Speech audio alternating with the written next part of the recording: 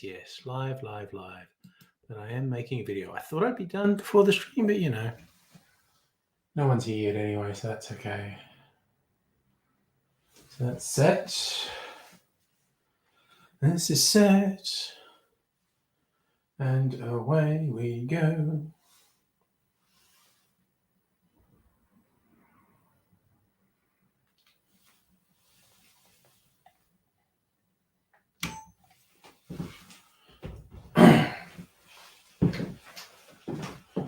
Put my phone down. Okay. Fucking hell. Turn it around. Turn the beat around.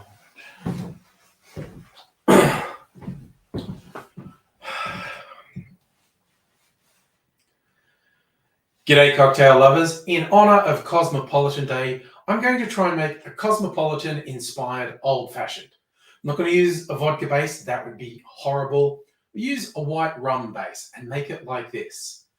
In a mixing glass, put 2 ounces of white rum, and for a sweetener, I'm going to do 10 mils, 1/3 of an ounce of triple sec, and then 2 dashes of cranberry bitters to get that nice color.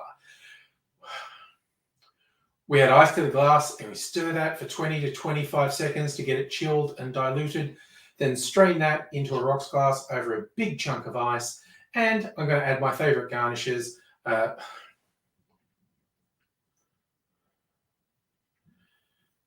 I'm going to add my favorite garnishes, a twist of orange peel and a maraschino cherry on a skewer.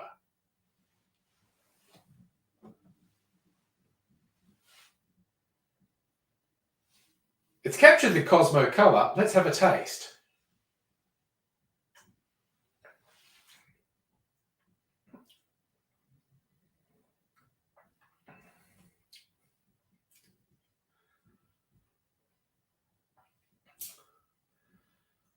That's a really interesting old-fashioned. Tastes nothing like a Cosmopolitan, but it's its own thing, an old-fashioned Cosmopolitan.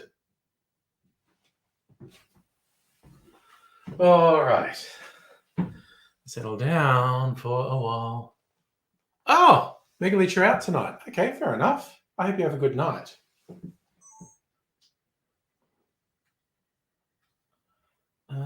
Just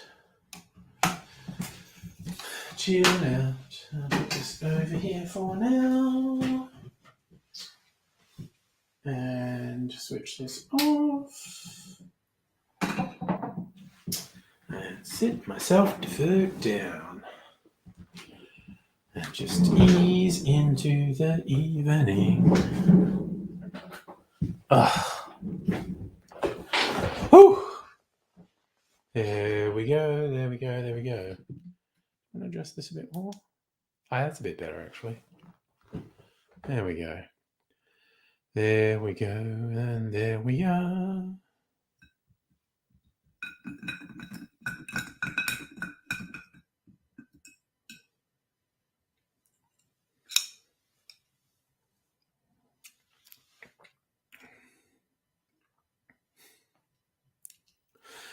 Interesting experiment. It's not great, though. It's not something I do again. Ooh, I can switch off the banner. Nobody here to see it. And I'm not making the video. What do I have here?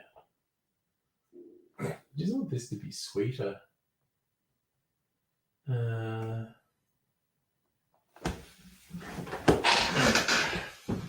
can see something there.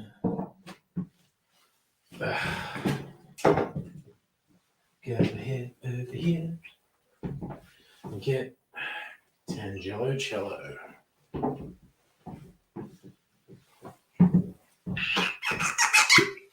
Add the mystery ingredient. How does that go? Put that back.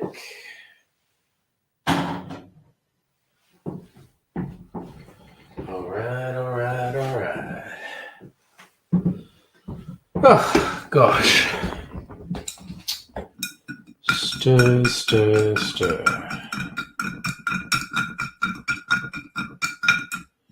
They couldn't stir it and decide what to do for the rest of the night.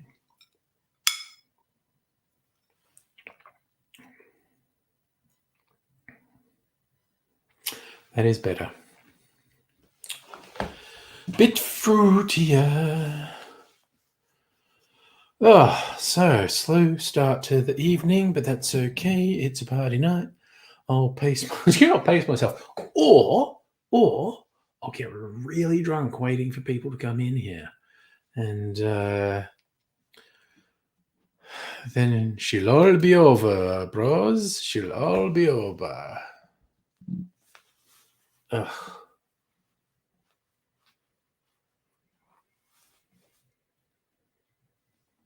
Oh, for fuck's sake. Sorry, I just made a mistake of friggin' looking at a news headline. And it was annoying as all shit. All right. The Zarina is oh, that's the one I was going to do. The Metropolitan Manhattan. I do want to try that.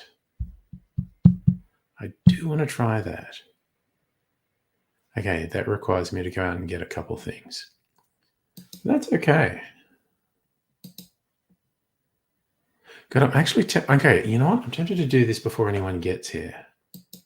So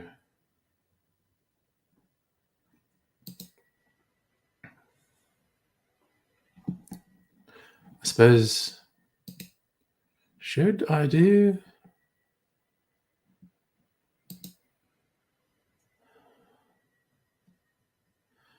the AD test card one?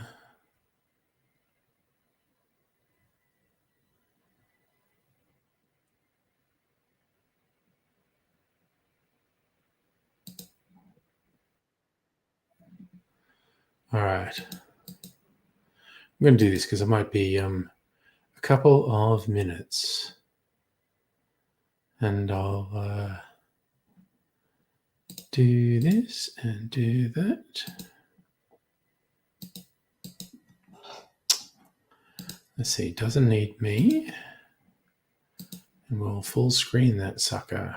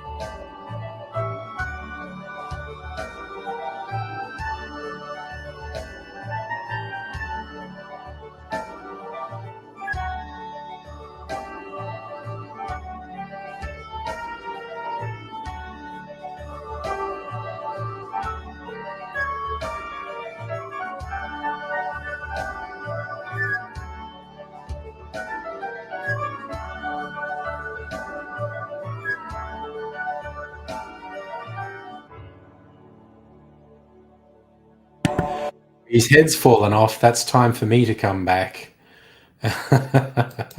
Oops. No, wrong button. There I am.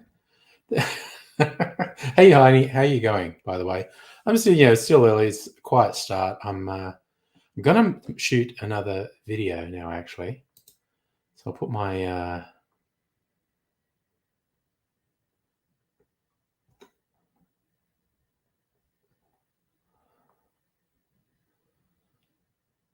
Wait, what am I...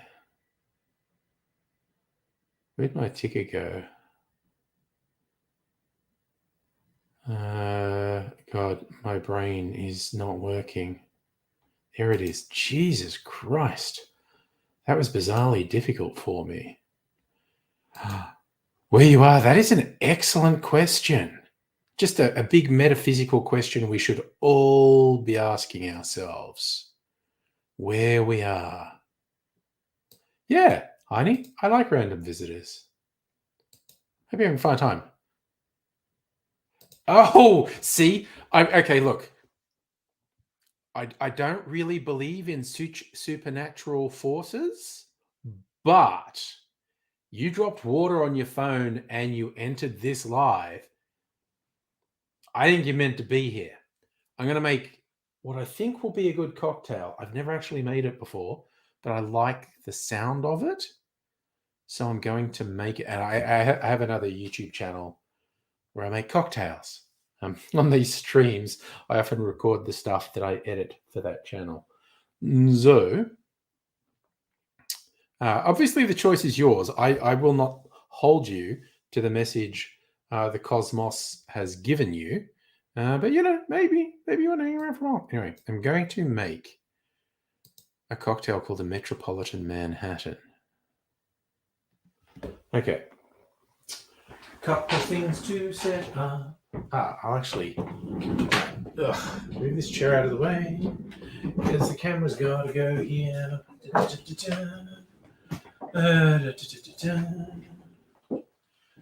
Bring this camera in. Set it up for a bit. Okay, but this goes here. This light here for this. All right. Let's see how my setup is going.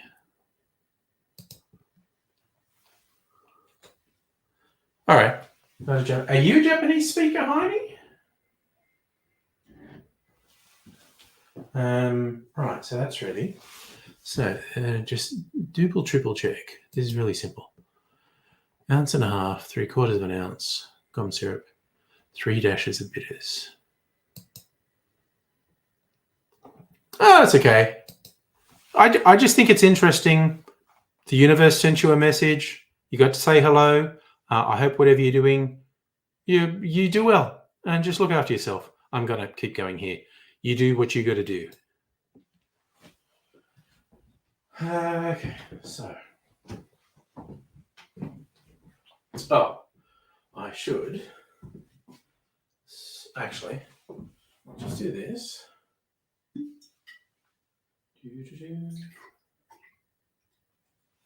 All right. And let's do this. And all right.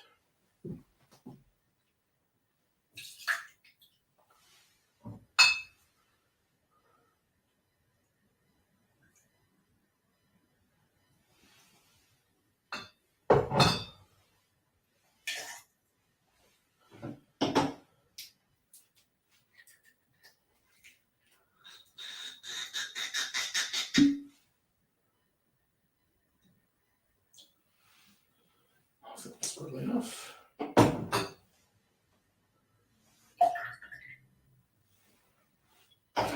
And the Angostura bitters.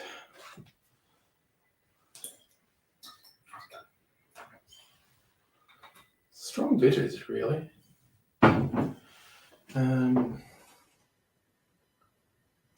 Right,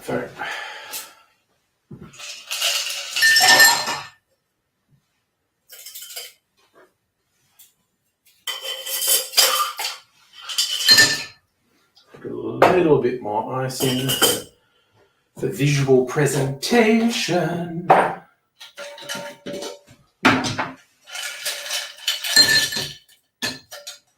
That's enough, actually. Fuck it.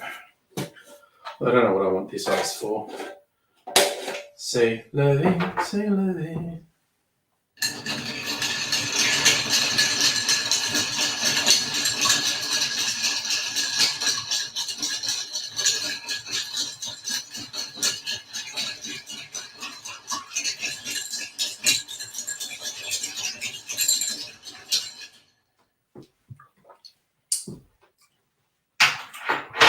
Okay, that is tasting good.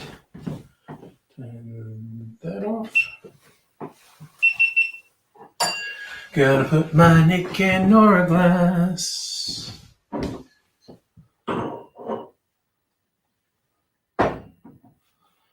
Just like, there you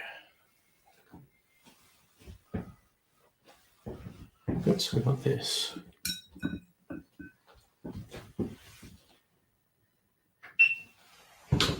Right. Strana this drink in.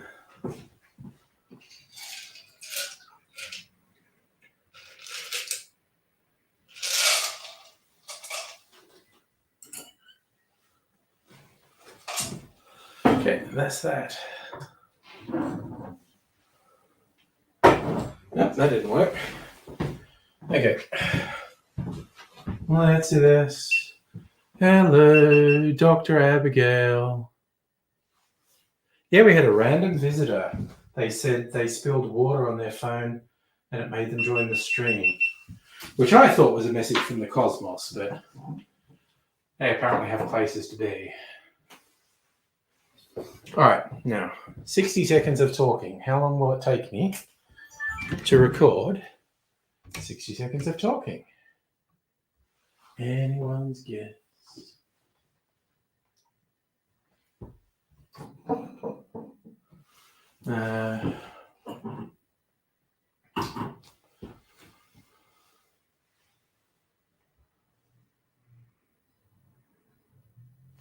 Ooh, I want my audio recorder running as well.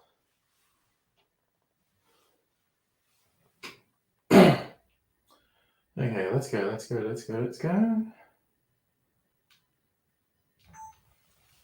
All right.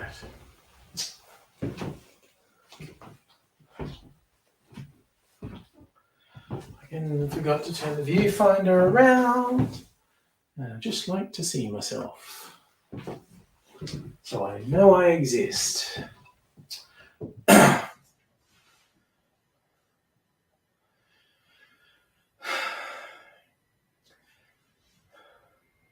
G'day, cocktail lovers. I'm going to make a drink today called a Metropolitan Manhattan. It's essentially a reverse Manhattan with brandy instead of whiskey. The recipe is about 150 years old. It goes like this. Into our mixing glass, we're going to put 1.5 ounces or 45 mils of dry vermouth. Add about half that much in brandy. So that's 3/4 of an ounce, 22.5 mils. And then finally, we're going to do 3 dashes of Angostura bitters. Add ice to the glass, stir it for 20 to 25 seconds to chill and dilute the drink, and then strain it into a chilled glass. I'm using a Nick and Nora, and use a maraschino cherry on a skewer as the garnish.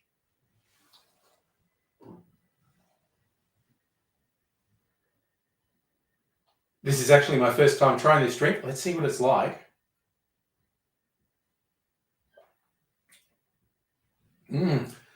That's really interesting. This is nice. Good way to use up some vermouth if you want a vermouth forward drink, and slightly lower ABV. It's interesting.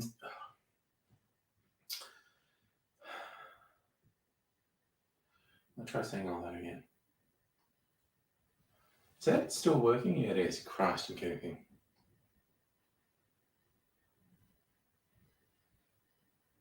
That's quite nice. It's interesting. Hold on. That's quite nice. It's good to have a vermouth forward drink every now and then. Slightly lower ABV than average as well. It's a very interesting flavour. I think you might like it. Give it a go. The Metropolitan... Manhattan. Jesus fucking Christ, honestly.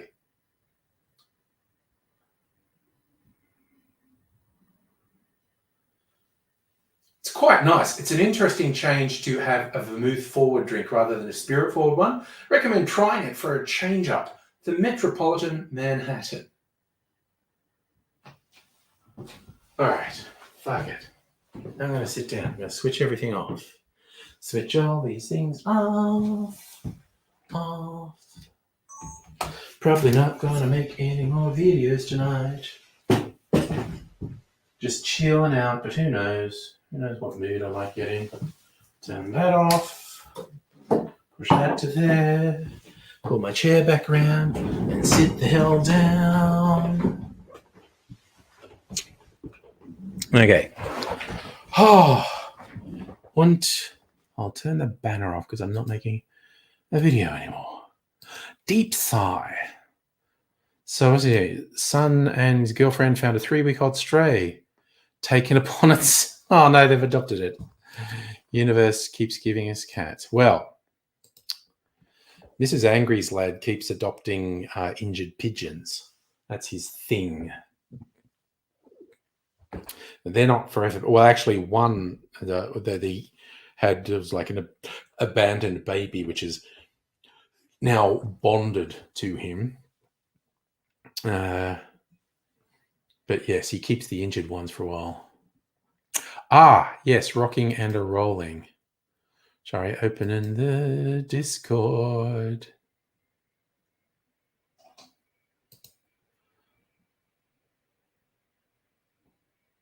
Oh, okay. So, okay, we were going to have an extra guest at Dr. Abigail's place. They couldn't stay. That's the way it goes sometimes.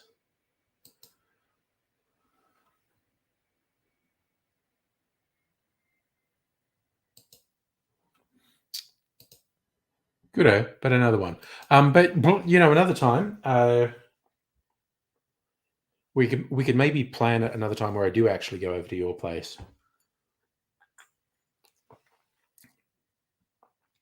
That is actually good. I mean, it helps that it's a really nice vermouth and a good quality brandy. I quite like that. I need to do a lot of vermouth drinks because I've got this vermouth. Actually, I probably should look up on my key Weber sites. Short and stirred cocktails after dinner digestives. Oh, because that's what this one is. Okay, neat. Nightcap or sipping cocktails. I am thinking, okay, what if I just search the vermouth?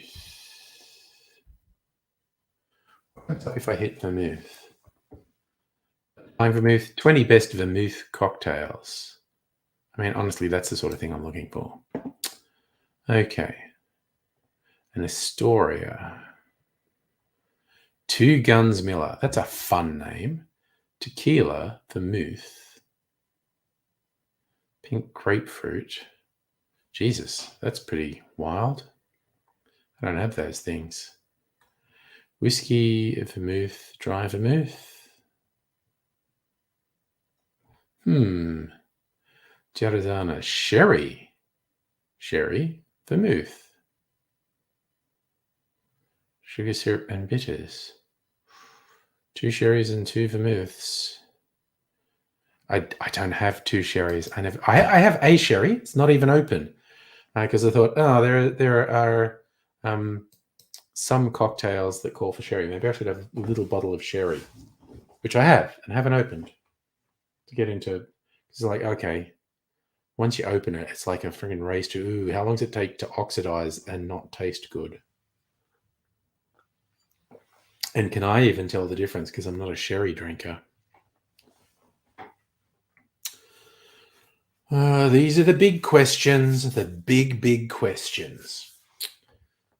But, it's a happening thing. Jamie's Mojito. A mojito with vermouth. Wow, that is an interesting concept. Oh, who the fuck came up with a cocktail name Psychopathia Sexualis? Gin, sherry, vermouth.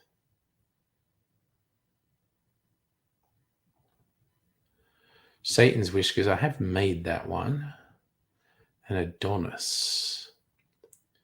Vermouth, sherry, and orange bitters. Actually, I should look at what that is. Tuxedo. A tequila martini. A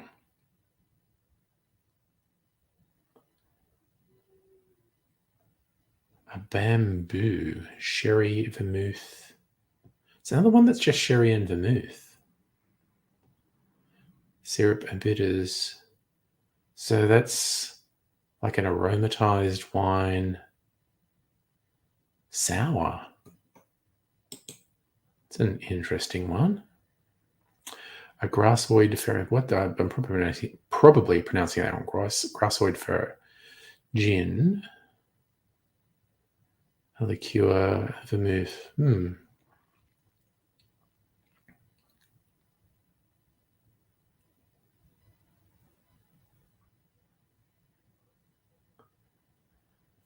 A cross tree. Rum, vermouth, pineapple juice, lime juice, sugar, absinthe. Like a rum-laced pineapple cream soda served with a wedge of lime. My goodness. That's a very interesting combo. The gin blossom. A bijou. With green chartreuse. These are all things I can consider for the future. I'm just having a little sippy sip. Waiting to see if people actually join the stream. In the meanwhile, I'll be very self-indulgent. So, a bamboo, equal parts sherry and vermouth, teeny bit of sugar syrup, and a couple of dashes of bitters. I mean, I might actually make that.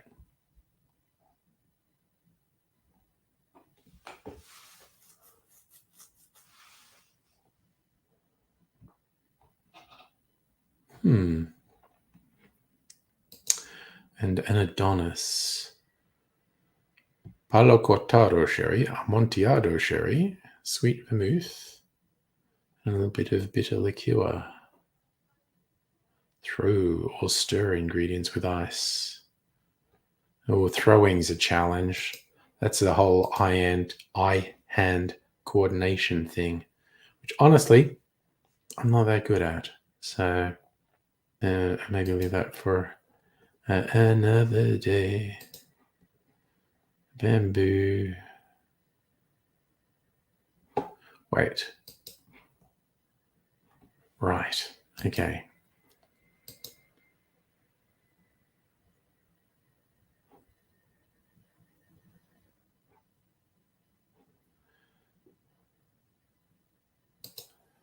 A matador, tequila, orange curacao, dry vermouth, and mezcal.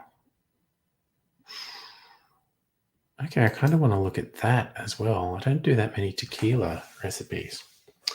25 mils tequila, 25 mils orange curacao, 30 mils dry vermouth, and a dash of mezcal.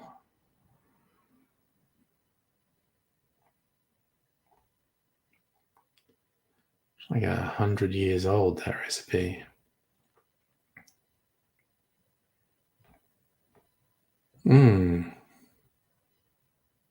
Fuck me. I want to make that one too. So many things to make, but not necessarily tonight.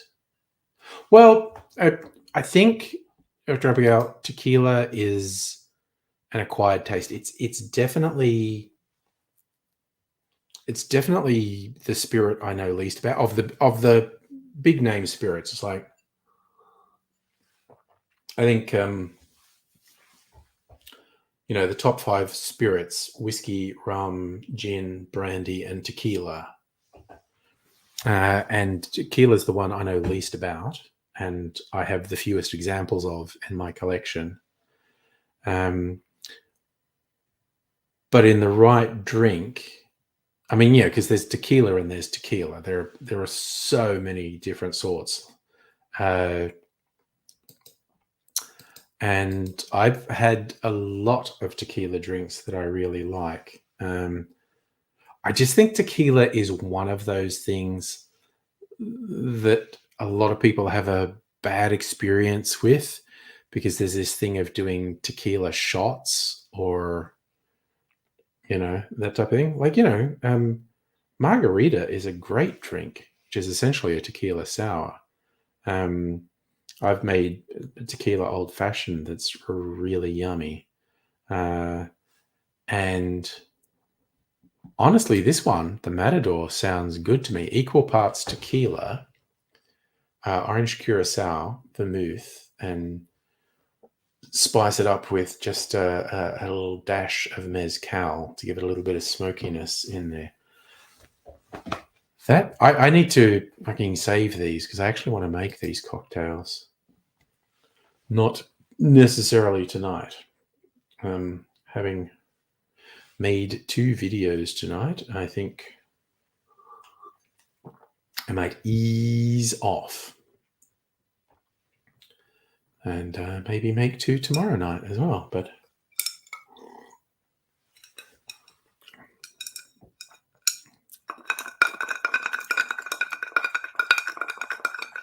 what does this need?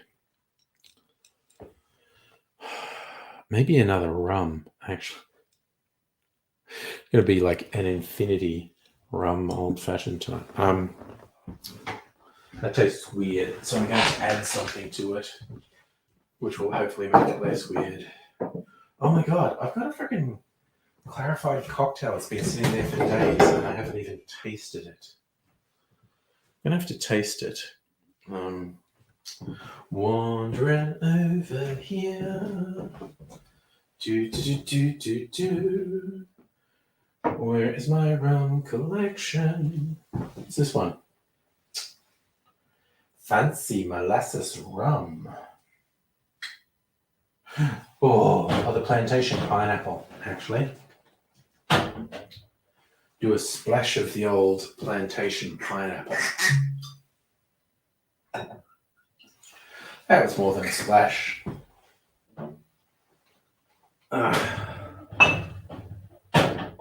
That back and get back in my seat.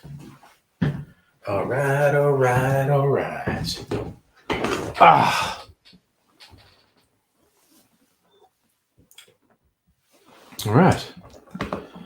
Give that a little bit of a stir.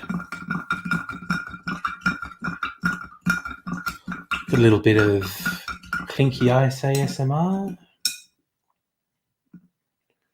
Nice.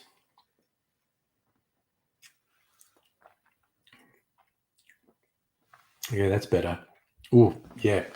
No, that is much better. Giving it a bit more backbone. The white rum I used did not give it enough body. That is better now. It's also a lot of alcohol, so I shall be pacing myself. But that's not even a second drinking. The first one wasn't that strong. And I'm like 40 minutes in. It's okay. It's okay. I'm doing okay. I'm doing okay. Ah, Megaleech, thank God you're here. I was panicking. Oh, can I go back and watch? Oh, shit. You're saying about elevators breaking down. Oh, and you actually use the stairs. Jesus. No. Having the chronic pain and walking up many flights of stairs. I'd be in... okay, actually, my knees aren't great. If I walk those flights of stairs even once, I would fucking feel it. Reminds me, years ago when I was young and did not have aches and pains, I was working in a tall office building in Sydney, and they did a fire drill. I think we're on the 37th floor. And so we had to walk down to the ground. And I mean, I get why they have a drill, because you should have drills like that. I've never had another one like that since, though, which is interesting. I've never been that high up in a building. And so anyway, walked down 37 floors. Took a long fucking time, but it was fine. It's like walking down. Walking up would have killed me. Walking down was like just repetitive. Just kept going and going and going. Next day in the office, virtually everyone was walking around, including me, walking around going, "Oh, fuck me," because you using quite different muscle sets to walk downstairs as opposed to walking straight. And no one felt it, or actually, probably some people felt it at the time. I didn't feel it at the time, but I was so fucking sore the next day, and and I just noticed virtually everyone in the office was walking around going, "Oh God, oh my God." It was thing. Yeah. And that in retrospect, 37 flights of stairs, fuck that. What is happening on the Discord? Omega Leech is just determined to get things rolling tonight, but hasn't actually done anything. That's okay. That's okay. We'll do that. Wait, I was thinking, where's my orange peel? It's in there. Wait, might do another orange peel. Where's my orange peel? I think I'm going to have to peel this orange. It's not a bit soft. No, it'll probably be okay for tomorrow. Maybe even Sunday. Who knows? But I'm going to do a bit more orange peel. Double up my garnish. Man, I love the smell of citrus oil. My favorite cleaning products, the Orange Power ones. They also have a lemon and lime thing, but there's air freshener ones and there's cleaning ones, and they fucking smell great. Oh yeah, no, your calves. Yeah, that's what got me. My back, the 37 flights thing, my back a little bit, but my calves, because you're just using the muscle differently on stairs than to the level ground. And oh my God, it fucking sucked. Yeah.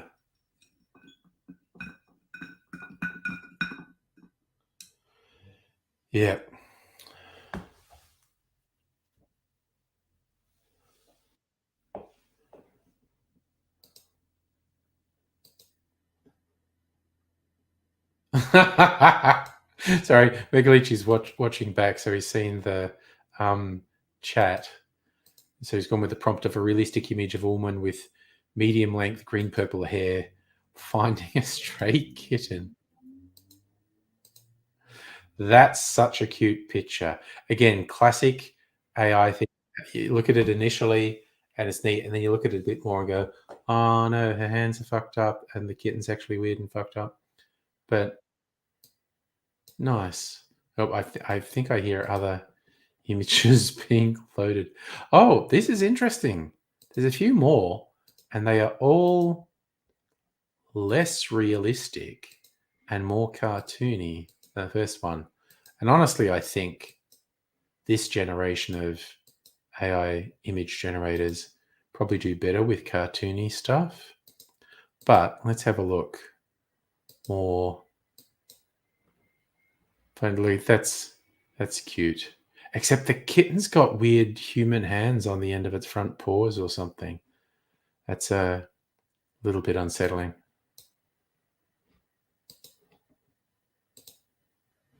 Nope, I clicked the wrong button. What are we doing? This one's neat, but look, she's got the blue eyes. She's a Fremen. She's been indulging in the spice.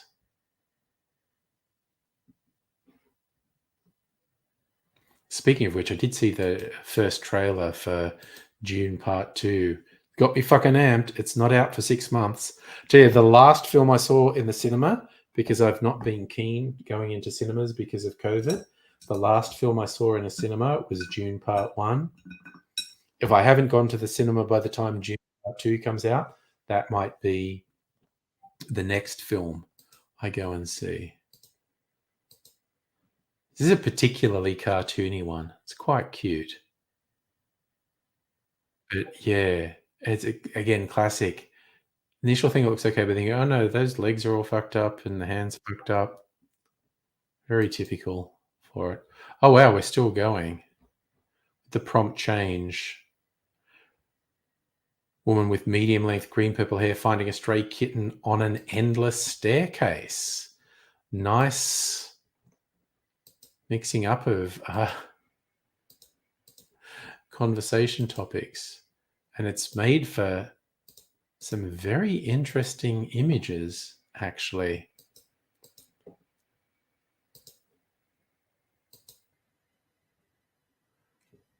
These ones are really making me think of Neil Gaiman's Sandman. It's like delirium in a confusing place with a kitten.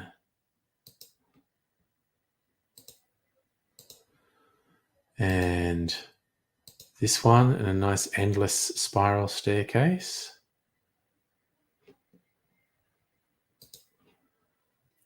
Oh god, this one.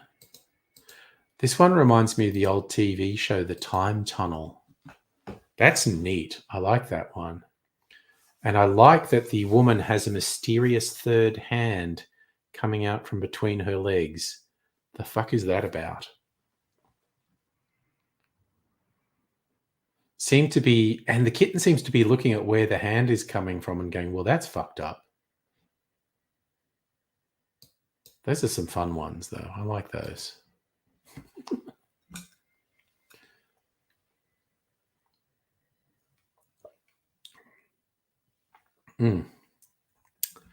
It's actually pretty good now. It's an amalgam of quite a few different things. And that the aftertaste it's from the white rum. It's what they call hogo, which is this really funky sort of flavor you get in some rums. It's quite a bit like overripe fruit, depending on the rum. It can lean towards overripe banana or overripe pineapple. In the really intense ones, it's like rotting fruit. This is not so much that, but definitely like if you taste a banana like this, you're going, I think it's time for this banana to become banana bread.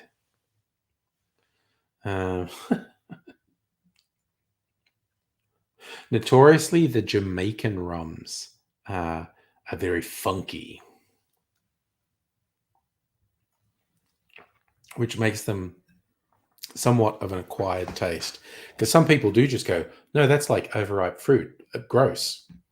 It's like something that's been in the bottom of my crisper for too long. In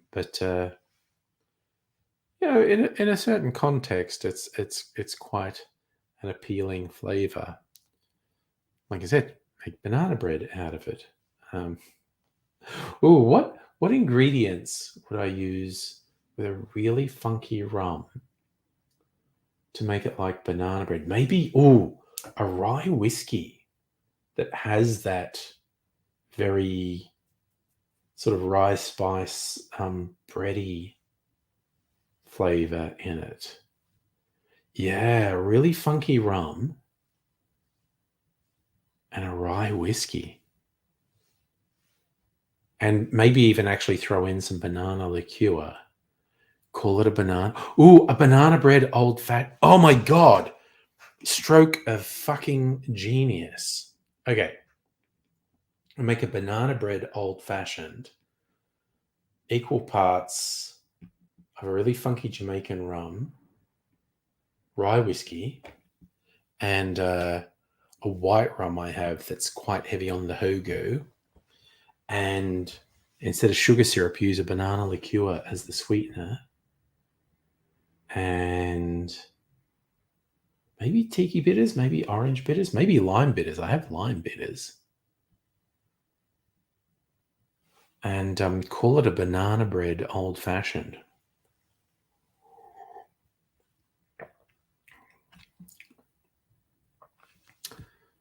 I'm thinking, and I'm planning. That's what's happening. Also, the old-fashioned template. Okay, I need to fucking save these ones in my Trello so I don't forget. Okay, the Matador. Oh god, fuck Simon Difford and his fussiness.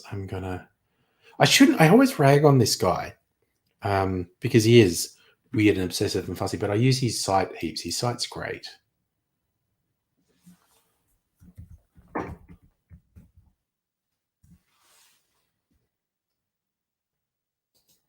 Okay, so open the card. Goddamn. So this is going to be a short video.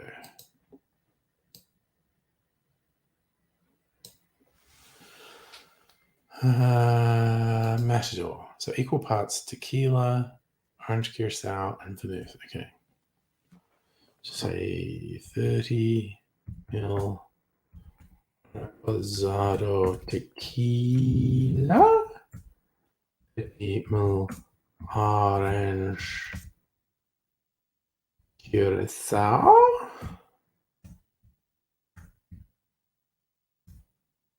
30 ml dry vermouth. 0.5 ml mezcal. Is that everything? Yeah, that's everything.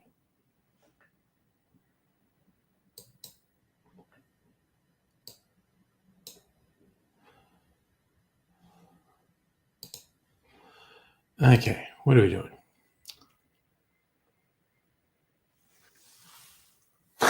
No, Matt, you're very early in the stream, considering how long the stream's probably going to go tonight. All right, so we have some more illustrative images to look at. Changing the prompt to a realistic image of a woman with medium length creeper glare climbing a staircase with her legs on fire. Yes.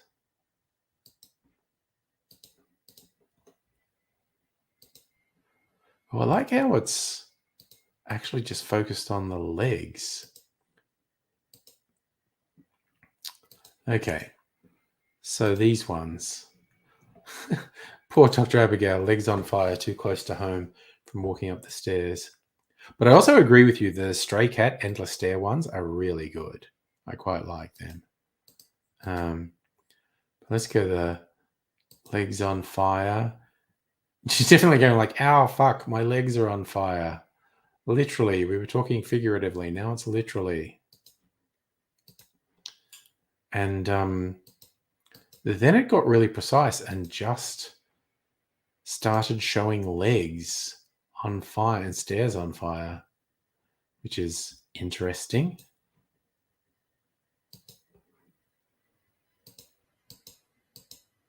I'm trying to get this to show up. This one appears to be walking down the stairs with legs on fire and wrong numbers of toes and twist and very abstract. And I love they're like old, broken, worn stone stairs, not modern stairs. Quite like that. This one is super interesting to me. Where the legs are actually green and there's an extra set of shoes. This is very witchy to me for some reason.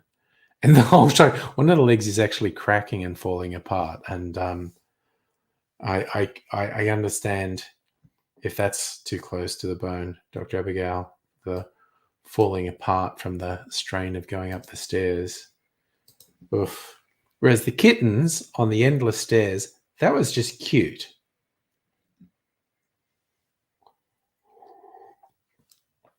You know what I didn't bring? I didn't bring my non-alcoholic beverage glass, which I may go out and get in a minute, so I can drink water or soda water or something. So I'm not just drinking alcohol. That's what we're in. Coming up to the end of hour one. I haven't had that much to drink, but I'm certainly not sober. So, That's the way. I like it.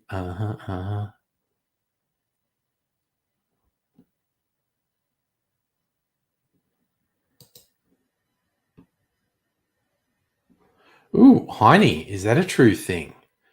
Greyhounds scared of stairs, won't climb them. I'm not at all familiar with greyhounds. I don't know. I have heard the story that cows can go upstairs, but they cannot go downstairs. I don't know if that's true. I don't know if either half of that is true. But that is a thing I've heard, that cows can go upstairs, but they cannot go downstairs. So if you are in a multi-story building with stairs, don't let a cow in, because it might go up the stairs and then it will be stuck and it's never leaving the building. So, word to the wise, multi-story building, don't let a cow in. I mean, honestly, single-story building, I'm not keen on letting a cow in. Cows are fucking dangerous. Okay, Matt, twist my arm, bro. Twist my arm. I might have an extra drink for you. Oh, okay. So, Mrs. Angry and I go for walks most days, health-giving walks around the park. There's a lady who we often see.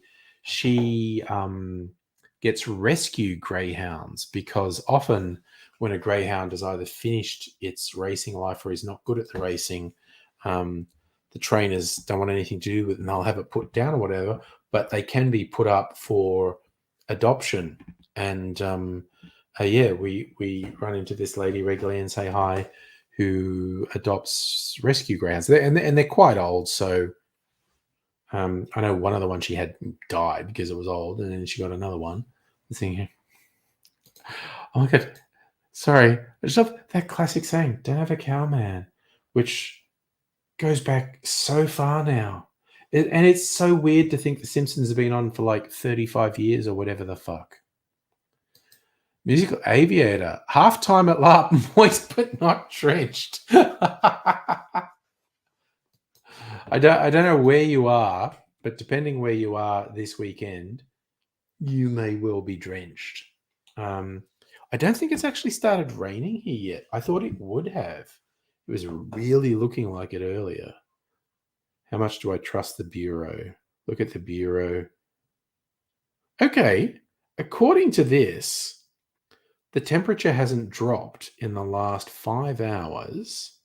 And in fact, it feels warmer than it felt 5 hours ago when I went for a walk. Oh, shit. The rain radar is saying it's definitely coming. A fuck ton of rain. Okay. So if it really comes down, I don't know, the mic might even pick it up. You're in Parkville. Dude, I just looked at the rain radar. Huge fucking clusters of rain moving across Melbourne metro and suburbs. So I will be very surprised if we don't hear quite a bit of rain at some point in this stream. I haven't heard any so far. I should definitely. Sorry, I was just tasting that and going, I should definitely go out and get my non-alcohol drinking receptacle and drink.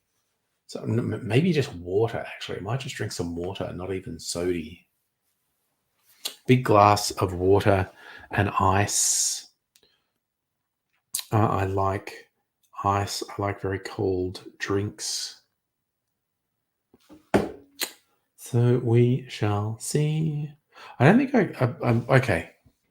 So I saved the Matador cocktail because I definitely want to do that one because I like the sound of it.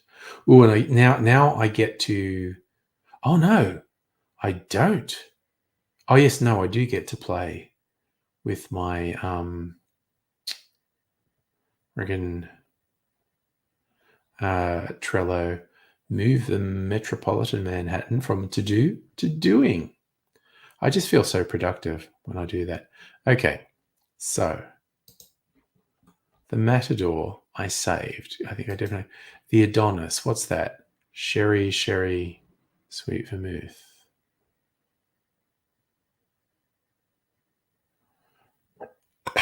Sherry, sweet vermouth. Bamboo. I'm going to do this recipe off a bamboo. Half sherry, half vermouth. Yep, okay. Let's do that one. We do the bamboo. I'm just trying to use up vermouth. I have a bottle of it. All right. I've got a card. That'll be a short video. So it's 45 mils sherry, 45 mils dry vermouth, 5 mils sugar syrup, 2 dashes Angostura bitters, 2 dashes orange bitters. All right, so that's safe too. This is all going to help me use up the vermouth. And yep, that's the only one I want to save. So we'll put that away. Oh, we've got some more images. Greyhounds this time. Greyhounds. Okay, these are the AI is putting the lie to what you said, Heine. We got greyhounds going up and down stairs. These are interesting. These remind me of classical paintings. Hey, Safa, how you doing, dude? You had a busy day gardening and you stuffed from. Yeah, I fucking gardening will do it, dude. Misko was going to check in at 11 or when you get rained off. Okay, well, have fun. All right, but now greyhounds on stairs. These are some fun images. I like these. There's like 3 of them look kind of normal, then there's one that's all messed up. I mean, from what I hear, Midjourney has upgraded to a new version, which does freakishly good images, but, you know, it's forcing you to pay for it now, and I'm not paying for it. Fuck it. And we've got one more. No, we've got 2 more. This is interesting. This is a front view with the ears flapping about. The others were like in 3/4 view, and this one's front view, which is quite interesting. And this final one has some weirdness going on. They're all twisted up, their legs and whatnot.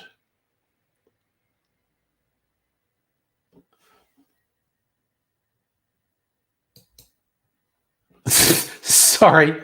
I opened up. You've done more. Cows going downstairs, because I said cows can't go downstairs. So now we've got cows going downstairs. And yes, making sure to saying we seem to be having a bit of a theme with stairs this evening in conversation. But that's fun. A cow. And it's so funny because, again, the classic AI image, initially, oh, that's quite good. Then you look at it and go, oh, no, that's kind of weird and fucked up. And see what this one is. Again, yeah, the initial thing is like, oh, it's done a good picture. Then you look and go, oh, no, it's all weird and fucked up. That's a very serious cow, that one.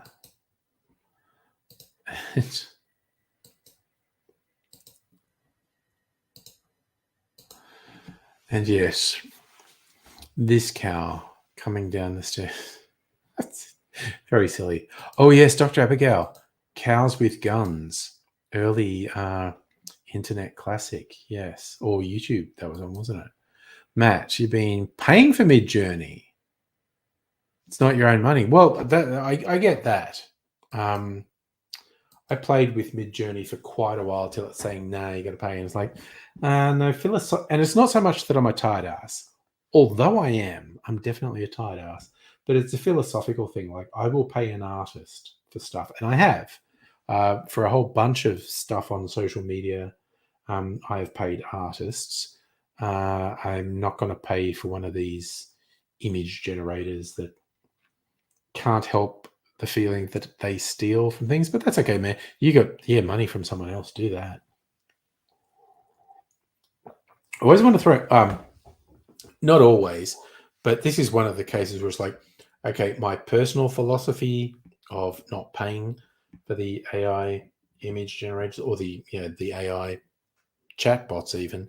I wouldn't hold anyone else to that. If anyone wants to ask why I think that's a bad idea or why I don't want to do it, I will definitely share it. But I'm not gonna not gonna judge. I was gonna say I don't judge when people are different to me. No, there's a whole bunch of things that I do very much judge. Everything from being a Nazi or a racist or misogynist, bigot, transphobe, through to thinking vodka is a good cocktail ingredient. Very judgy. Very, very judgy. I always have to catch myself because I try to think like, oh, I don't want to be too judgmental, but then it's like, oh no, there is actually a whole spectrum of things where I'm incredibly judgmental and I make no apology for that. So it is what it is.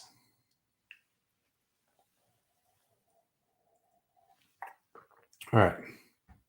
I'm going to try my clarified cocktail, which has been there for the best part of a week and I haven't even tasted it.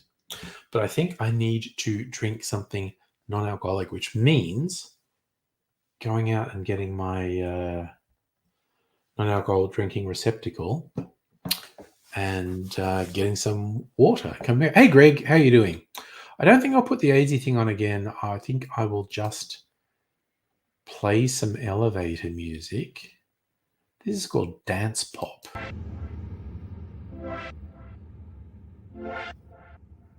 Okay, that's a bit weird. Is that it? Oh no, here it comes.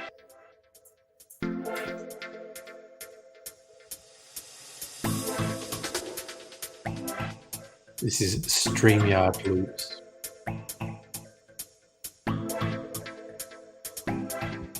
All right. With this shouldn't take more than a minute. I will be back.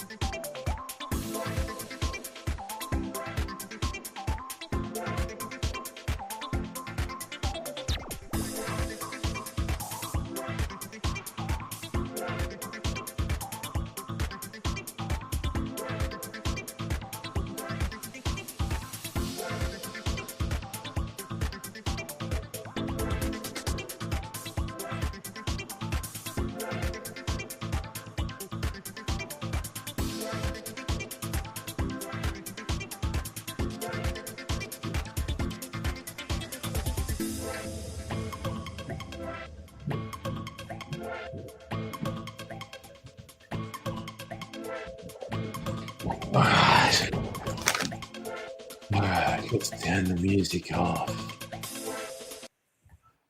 All right, that was Dance Pop, apparently. Close that door, and we're back. What have you been up to tonight? Hi, Greg.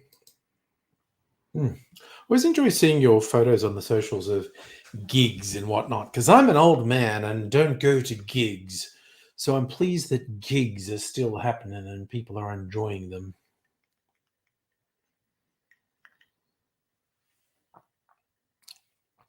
Ah, some Wasser. Also, thought I'm going to bring in chips.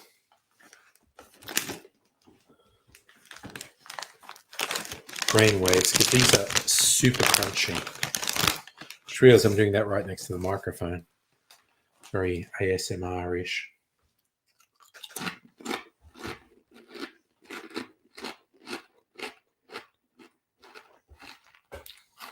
I like them because they're so crunchy.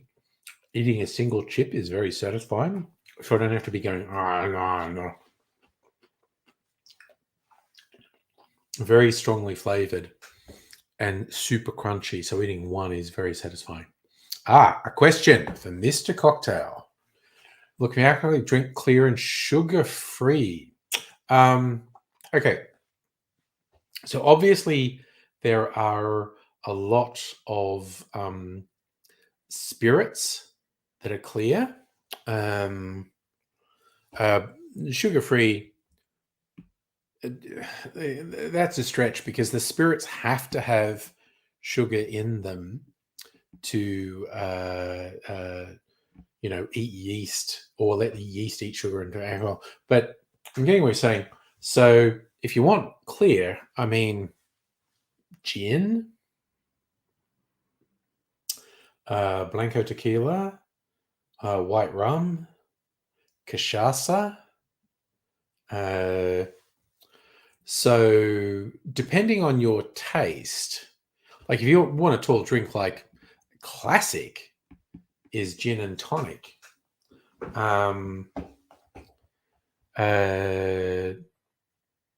Because you can get sugar-free tonics. That is actually quite bitter.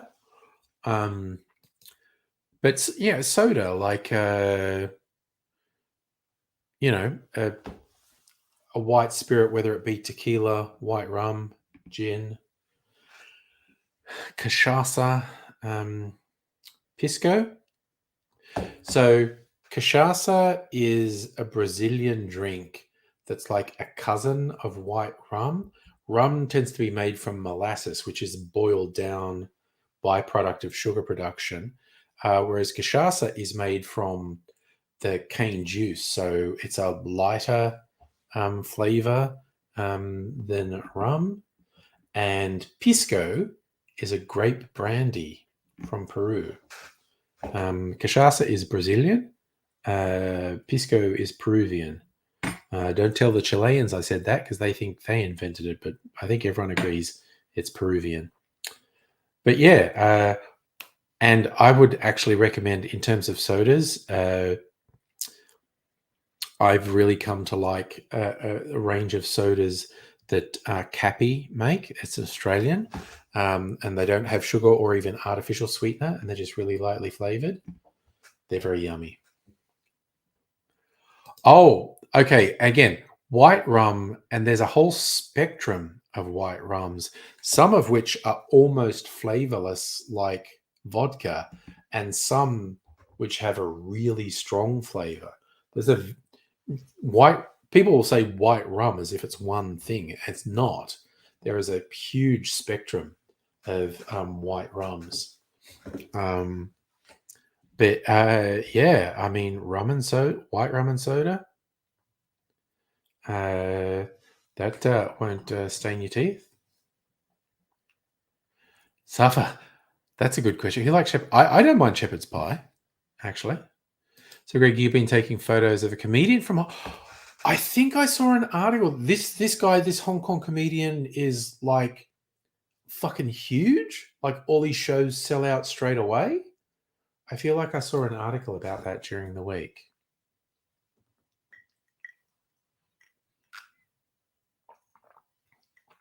So yeah, also Matt, I'm going to throw in with white rums. There are some very good Australian rum makers, and some of them do a thing that they call they just call it a cane spirit because it kind of doesn't meet the definition of rum. Archie Rose have a good cane spirit, and there's a few others. But there's also this place that's I don't know, 45 minutes away from me. It's out halfway towards the Yarra Valley. It's actually right next to Puffing Billy, Melbourne icon. Puffing Billy as a rum distillery called Killick. They make this silver rum that is just really flavorful. A lot of hogo, as they say it. Oh, I didn't show cows with guns. Is there cows with guns? Oh, actually, wow. There is cows with guns, and now I see it. I really like the cows with guns. So I'm going to share cows with guns.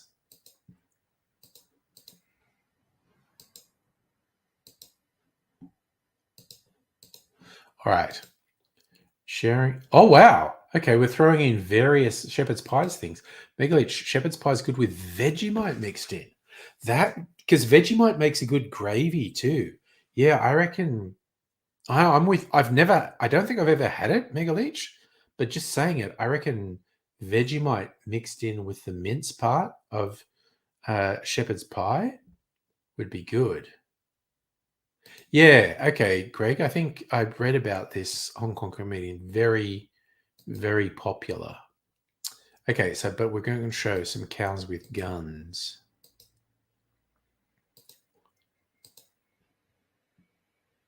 I love the cows with giant revolvers. That's kind of fun.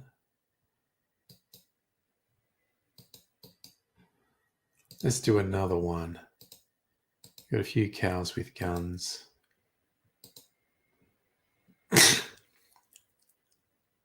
That one in the middle seems kind of untrustworthy. The two in the background look like they're not completely sure of the cow in the middle. They're backing her up, but they're not sure.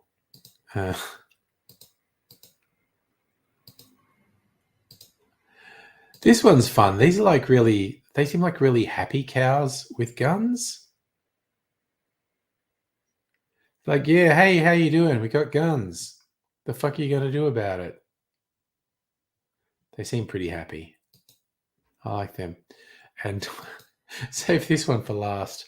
These are quite unhinged and dangerous looking cows with guns. And they look more like they have a weird penis than an udder, actually, I have to admit. You know, what are you going to do? Again, AIs. Ooh. So just looking at people posting on the Discord. Greg got 2 cases of pineapple sparkling water. Nice. And Kirsten is trying a canned tiki rum Mai Tai. Nice. Nice. Oh, yes, Worcestershire sauce is so multi-purpose.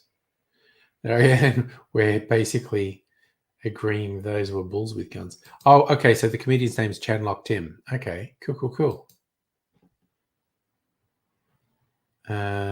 Right. So what have I got now? Shepherd's pie with a jar of Vegemite.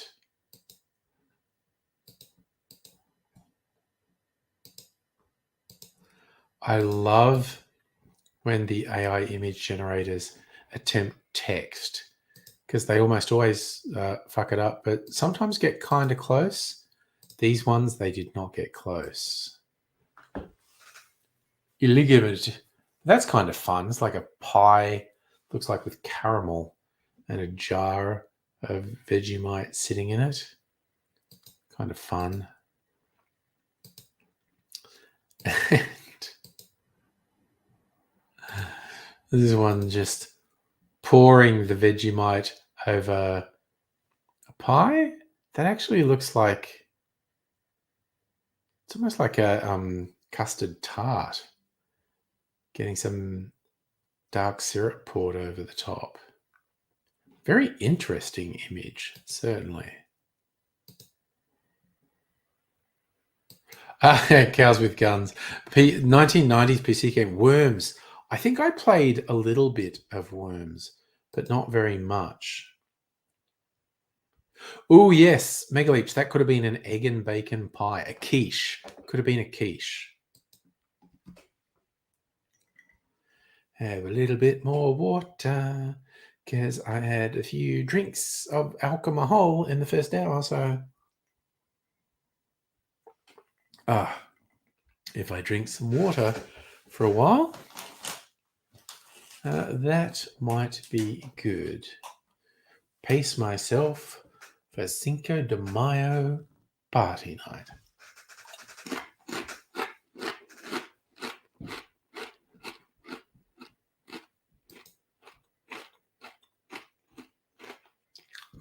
It's Nellie Bly's birthday. There you go.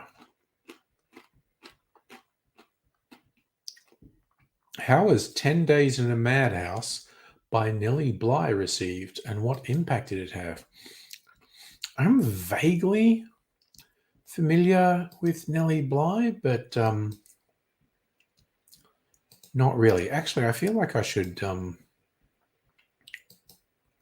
look at that. Is it going to come up again here? No?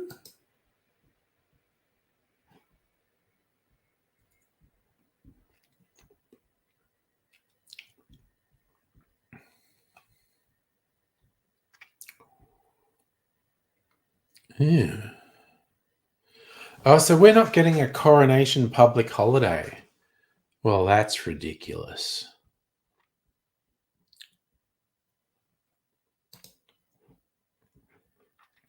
If we're going to be subjected to this ridiculousness of having a foreign monarch as head of space, we should at least get a fucking public holiday.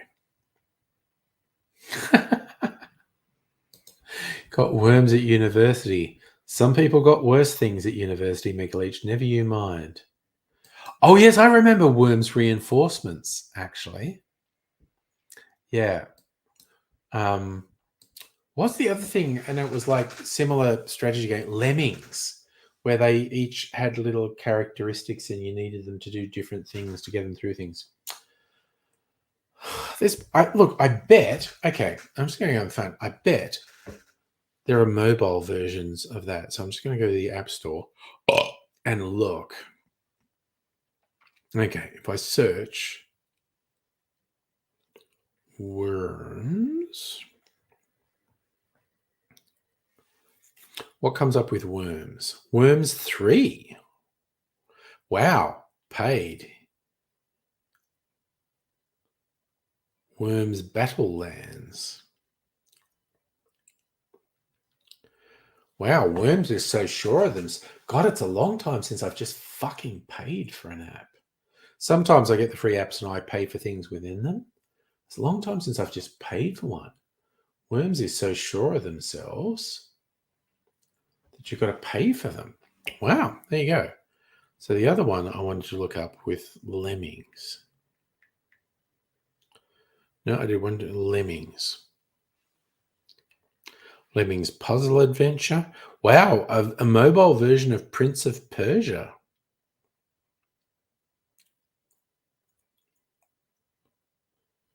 Okay. That's not really Lemmings, I don't think. Maybe it is. Who knows? They call me Dr. Worm. I'm not a real doctor, but I am a real worm. I remember that song.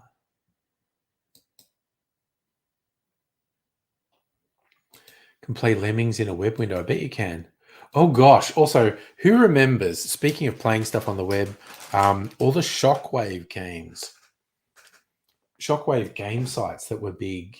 How long ago were they big? Was that 15 years ago? I feel like it was a long time ago.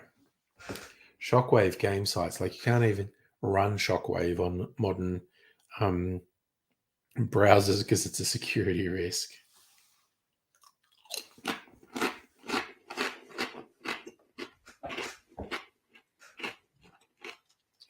But I used to go on a lot of Shockwave sites, play weird games.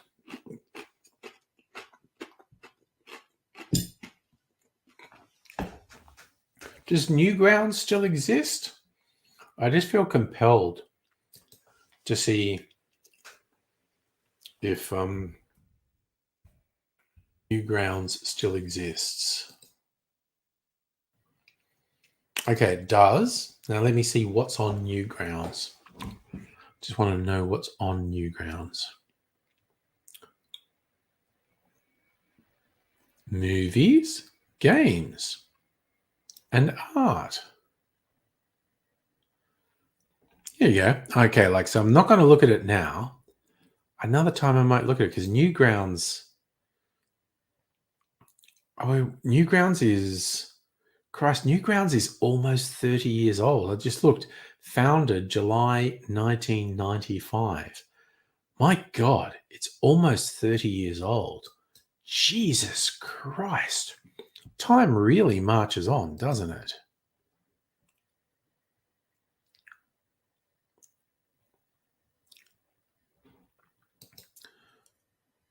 Damn. Sorry, my sense of time is totally out of whack. It's like the internet's new, like everything's new. I think my YouTube channel is 18 years old this year. Which is like ridiculous. It's like when I get these messages of someone going, "Oh yeah, I used to watch you all the time when I was in high school." Yeah, and then the person saying that is now in their 30s. It's like, fuck. That's weird. The passage of time is weird.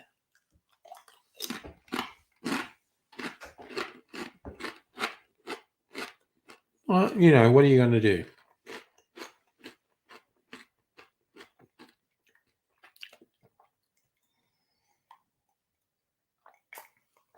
I occasionally get some random troll on YouTube going, and they're like, referencing from videos that are like 10, 15 years old. Man, you got old. And it's like, congratulations, dickhead. You have a basic understanding of the way we experience time as a linear progression. Yes, if you want to compare me to an image of me from 15 years ago, I fucking look older, you goddamn idiot. It never stops being funny to me that they think, I'm going to get him. I'm going to tell him he looks old. Like, motherfucker, I'm old. Okay. You can't actually upset me by saying, and yes, Megaleech, this is a thing I regularly say, getting old beats the alternative. You get dickheads who don't understand it. And I'm like, no, there are two alternatives. You get old or you fucking die. So, I'm embracing getting old, quite honestly. There was that motorcycle club for old bikers, the Ulysses Club. The slogan, grow old disgracefully. My word, that just really rubs it in, Dr. Abigail. 1,000 milliseconds per second passes. That is insidious. I do love upsetting people with facts. Some fucking idiot Christian nun, a Facebook group as like, man invents imaginary scenario and gets angry about it.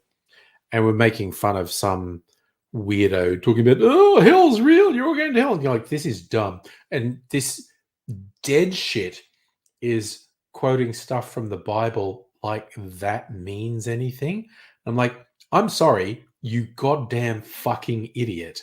The Bible was written by humans. Even if you accepted an historical basis for it, which I don't, not only are there no records that legitimately support the concept of the existence of a person that the Jesus of the Bible is based on, the Romans were actually so good at keeping records.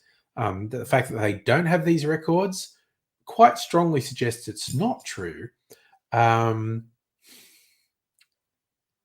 This dickhead is saying stuff like, but it says this in the Bible. Like, dude, I don't fucking care what it says in the Bible. That is ridiculous shit that was written and rewritten by humans over centuries. And it's just fucking propaganda to keep superstitious people in their place. It's just fucking dumb.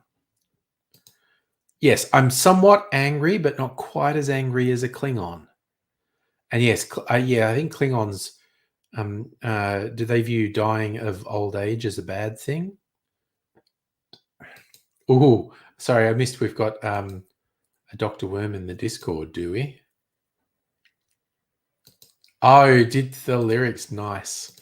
I'm not a real doctor, but I am a real worm, and I like to play the drums.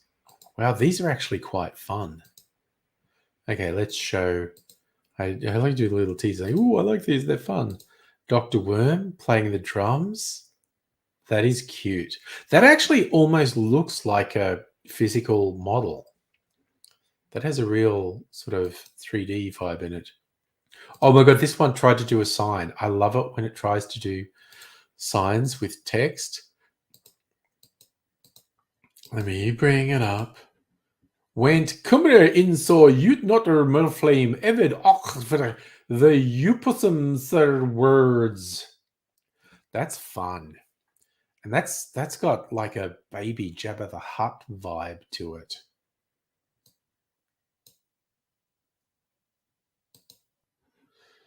And this last one's just cute.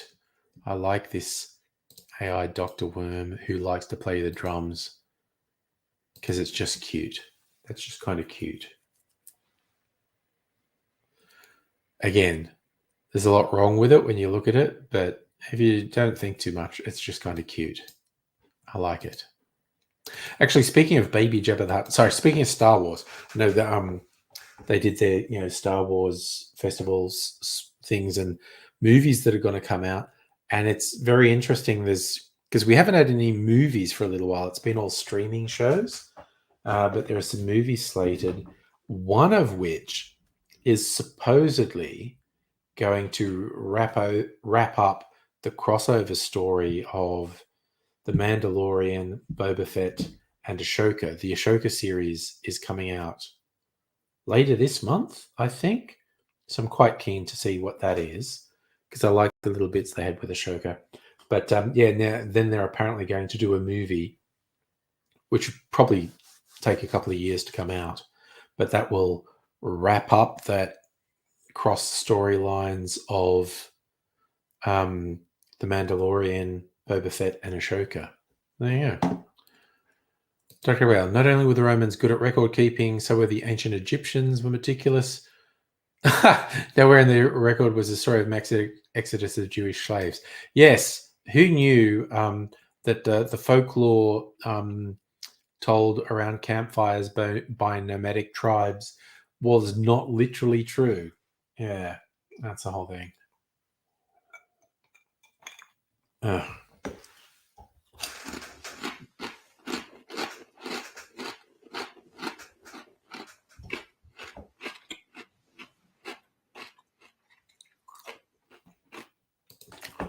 Now that, to me, is an interesting one, Dr. Abigail, because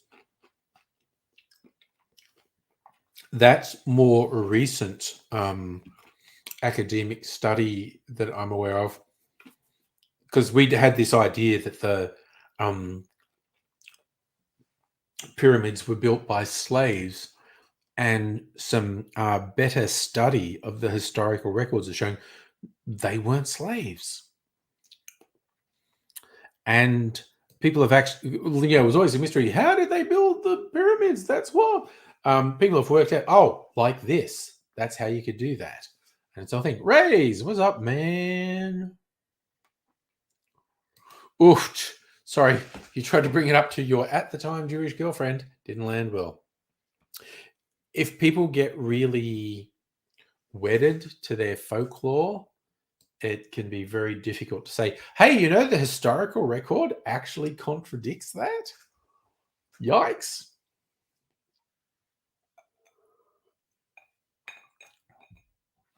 No, I don't believe that's true. Okay, but also you can get a bit pedantic with the definition of slave. Um, Certainly, in a lot of societies that were very hierarchical, if you wanted to eat, you had to work for the powerful person.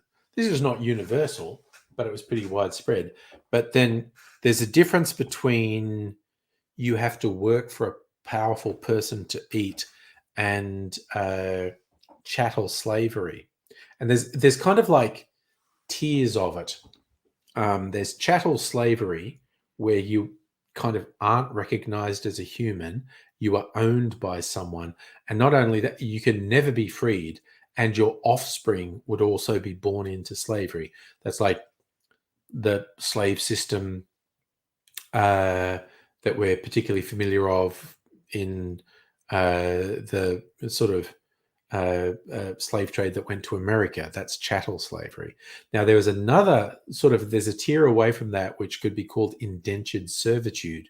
It's where people, I said, you have a debt for whatever reason, and you are legally compelled to work for this person to pay off your debt. You can argue the conditions of indentured servitude weren't all that different to chattel slavery, but there was a limit to it. You like worked off the debt, then you were free. And also your offspring weren't born into slavery, as in chattel slavery. And then the third one is, you could call it serfdom. It's kind of like, which was in Europe for a long time, where if you were of the peasant class, you had to work for someone just to exist. And that's not really indentured servitude. It's not really chattel slavery. But again, the fact that you can't eat if you don't work for someone else is a bit fucked. So I just love that, Dr. Abigail, about, I brought up the stuff about what's in the Talmud's not true last time I was invited to Shabbat. And Ray's stuff does change all the time, because more and more sort of scholarly research is done, and we regularly stuff is uncovered that challenges accepted wisdom from previous days. I think we need to keep an open mind, because there's a shit ton of stuff that we get told at various points in our life that's like, guess what? Either we dumbed that down for you so you could understand it when you're at school, or you were actually deliberately fed a false story because it fed into the narrative of the people who are in the ruling class of where you live, or we just discovered new facts. We discovered new things.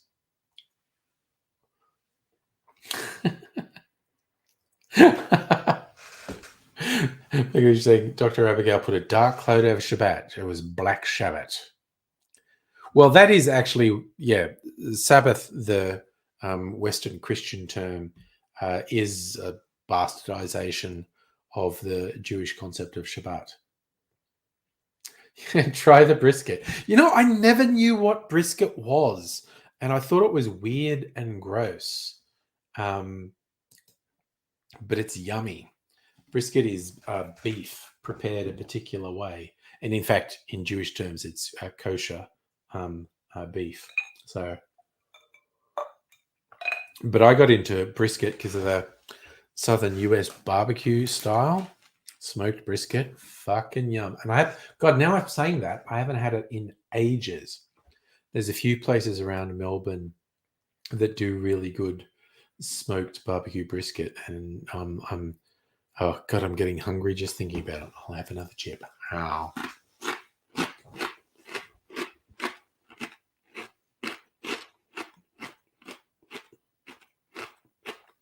Yum. Another thing I've been good. I've been drinking water for half an hour. Yummy chips. So I think I can be excused if I drink another alcoholic beverage.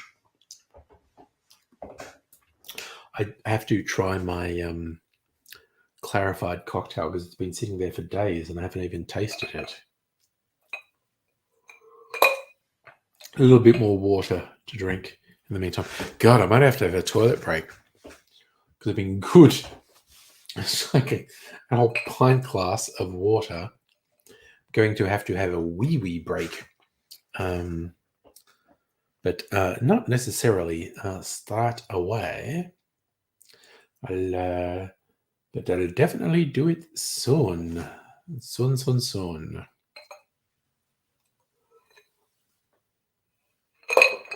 Oh, yum.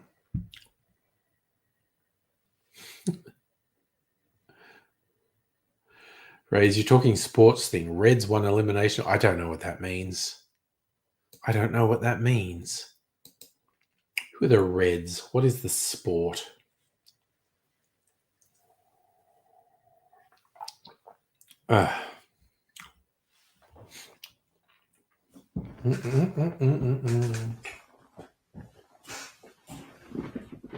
Okay.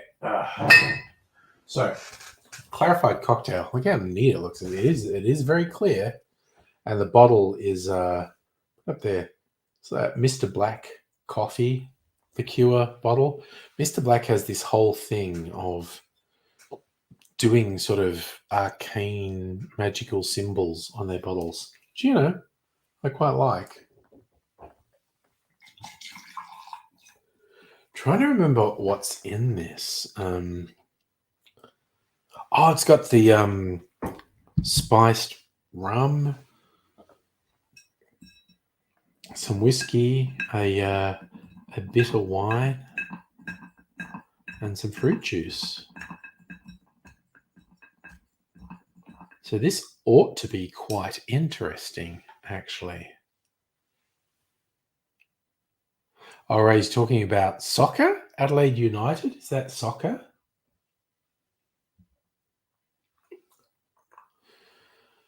Sports ball. I don't understand it. That's very confusing to me.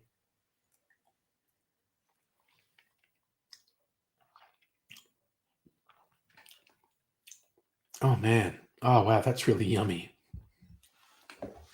That's got some weird ass flavors going on.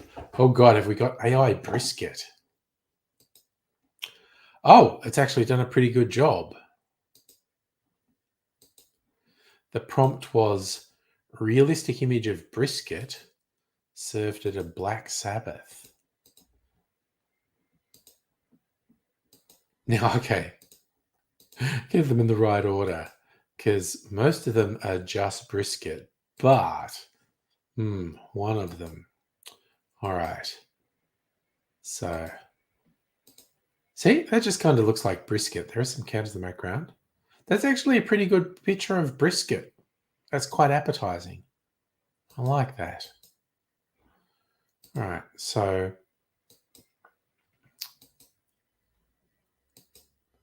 here's another one that just looks like brisket. That's quite an appealing picture. That looks quite yummy. I'm not sure what that is sort of growing over the brisket, but it's pretty good. Brisket. You like brisket. And this one, again, it's like a nice cookbook illustration. Although, is that a bit bloody, that brisket? Is that the Black Sabbath element? It's a bit bloody. It's like mashed potatoes and bacon. I don't know, again, that's just a nice brisket picture. But this one's got a bit of the Black Sabbath bit going on, which I quite like. That's a demonic brisket dinner.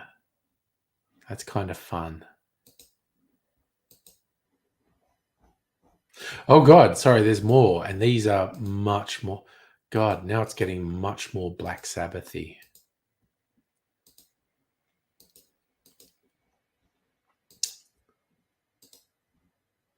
Fun bit of trivia. Okay, so the band Black Sabbath basically invented heavy metal, but their sound was influenced by their guitarist was working in a like machine shop in whatever sort of industrial town they were in, and he had all these fingertips cut off in a machine, and he had prostheses on them, and I think they were metal. And so when he was doing his guitar playing, the sound, like the metal tips on his fingers made going up and down the strings, created something really unique. And that was how they got their sound. So the story goes. All right, so more. These are very Black Sabbathy briskets, very demonic folk having their brisket barbecue for dinner. This one.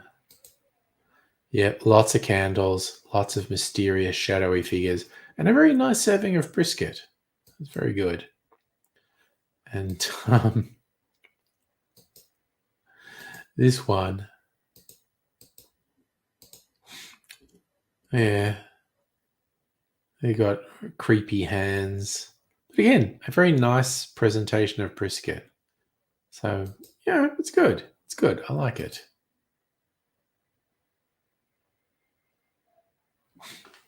Oh, okay, yeah, Safa. There's the woman from the Victorian Liberal Party who went to the turf rally that the neo-Nazis showed up, and she's very unapologetic about the hateful nature of it. And the Victorian Libs know they are never getting elected with people like that, and so they might get rid of her. Who knows? And no, Safa, no rain here yet that I can hear.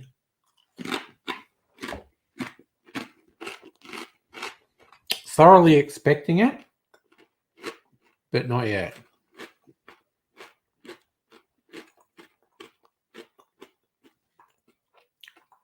A bit more of my clarified cocktail.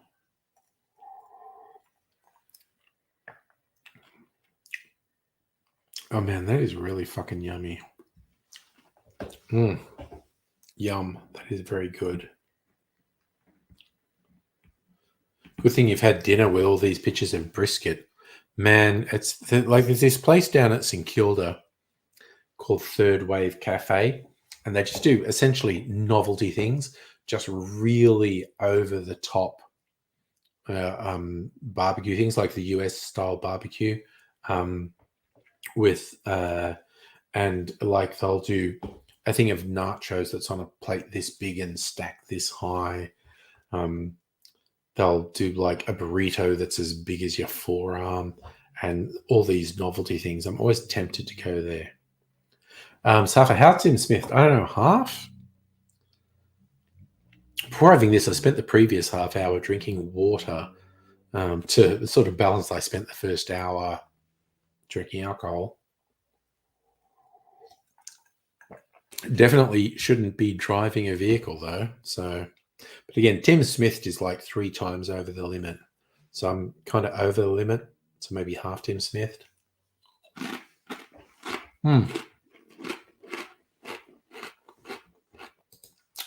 I have been to Hog's Breath. Hog's Breath is okay. Hog's Breath is positively pedestrian compared to Third Wave Cafe. Oh, visitors, I would be happy to have you join now, Abigail, and anyone.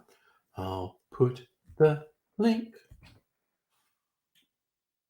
There you go. Who says I'm uncoordinated?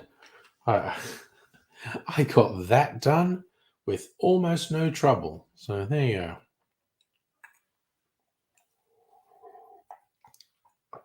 go. Oh, yummy. It's always, sorry, it's me suddenly realizing what my shirt says. It's always happy hour. Yeah, that's fair enough. I support that message. So here's the thing. I've just been, for the sake of conversation, whopping his mouth, but the grain waves of these curly things, like corrugated iron, like that. Break off one bit of them. Dr. Abigail, hello. Hello. I know I look terrible at the moment. No, you don't. You look fine. I've had the shittiest of shitty days. Oh, I've been in pain all day after what happened yesterday. So you'll have to excuse me. I'm looking a bit more disheveled and pallid in texture than usual. I actually can barely walk, which has been not fun. No, not fun at all. That's not good. Yeah. But hi. Hi. Drinking my final bottle of Magners cider. Bought a 4-pack, and it's taken me a week to get through it because it's hearty. It's actually quite a solid drink. Look at the stealthiness of this one. He's been invisible, but the chat goes like, he does that. When you least expect him, there he is. Yeah. And this is where again I'm compelled to say, for legal reasons, he doesn't use that skill to murder people. He doesn't sneak up. No, he's just he would never actually do that. He's just on the phone. Pat cannot kill someone with nothing but a phone in 15 seconds. Okay, that was that was a scurrilous thing I saw on the dark web, where people said he was services for hire, but no. Look at that face. That's lies and rumors. That's a sweet, innocent face that is absolutely not the face of Australia's most feared contract killer. So, and you're old, and I'm old. I mean, okay, that's back. I think we can all accept that's a statement of fact. That's a statement of fact right there. The funniest thing for me with being old is like getting up off the lounge and going, "Oh, fuck my knees, my hips," and for a moment I'll go like, I could do a bit of exercise and get that. No, that's just me.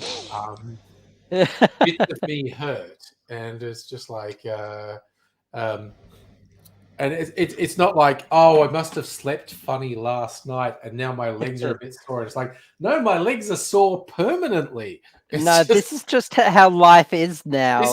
This is just old now. Yeah. Yeah, when you've got to see but my dad's back today. You fixed your dad back? No, I out my worker see the mice, and my dad go see the doctor. He'll fix the back. Oh yeah, I've been going to see like a physio here too. Actually, just weirdly, it's like, just like, oh, there's a physio locally. Cool. I will just go to the physio, and it turns out this person has got like an Order of Australia, and they have been the physio for Australian Olympic teams at very. It's like he's an old guy, and it's like over his career, he's been the physio for Olympic sporting teams, and he's got an Order of Australia. And I'm going, well, I guess he knows what he's doing then. Right, he's back. Has he been keeping up with the literature though? I don't know, but he's pretty good because, like, unlike chiropractors who are like, yeah, you have to come to me every week for the rest of your life. He was very much, we're going to do this stuff, and I want you to get better, and I'm going to give you some exercises. We should just do this for a couple of weeks, and then you should go off and look after yourself and only come back if a thing. So he seems good. Also, chiropractic is pseudoscience. And they're often anti-vaxxers as well. The official the official Mm. position of their body, the Australian chiropractors, is anti-vaccine. They push that insane thing that no, it's just a coincidence that these diseases went away when vaccines appeared. It's because hygiene and nutrition standards went up. So yes, okay, sure. and that the basis of chiropractic is pseudoscience and nonsense. And when you see a chiropractor, 9 times out of 10, the work they do, it's only tangential that it helps. Yeah. They'll manipulate your spine in a way that just cracks your back, and that just happens to help for a week. Yeah, but it's not a long-term thing No. that will help. I done it there once. You've had someone crack your neck, Pat? Yeah, my dad's brother. Was that someone who fought back when you were on a job, or was that a doctor? No, that's my dad's brother, Nigel. His dad's brother. Okay, that. I just thought someone tried to snap your neck when they were fighting. That reminds me. Okay, that just reminds me of a meme.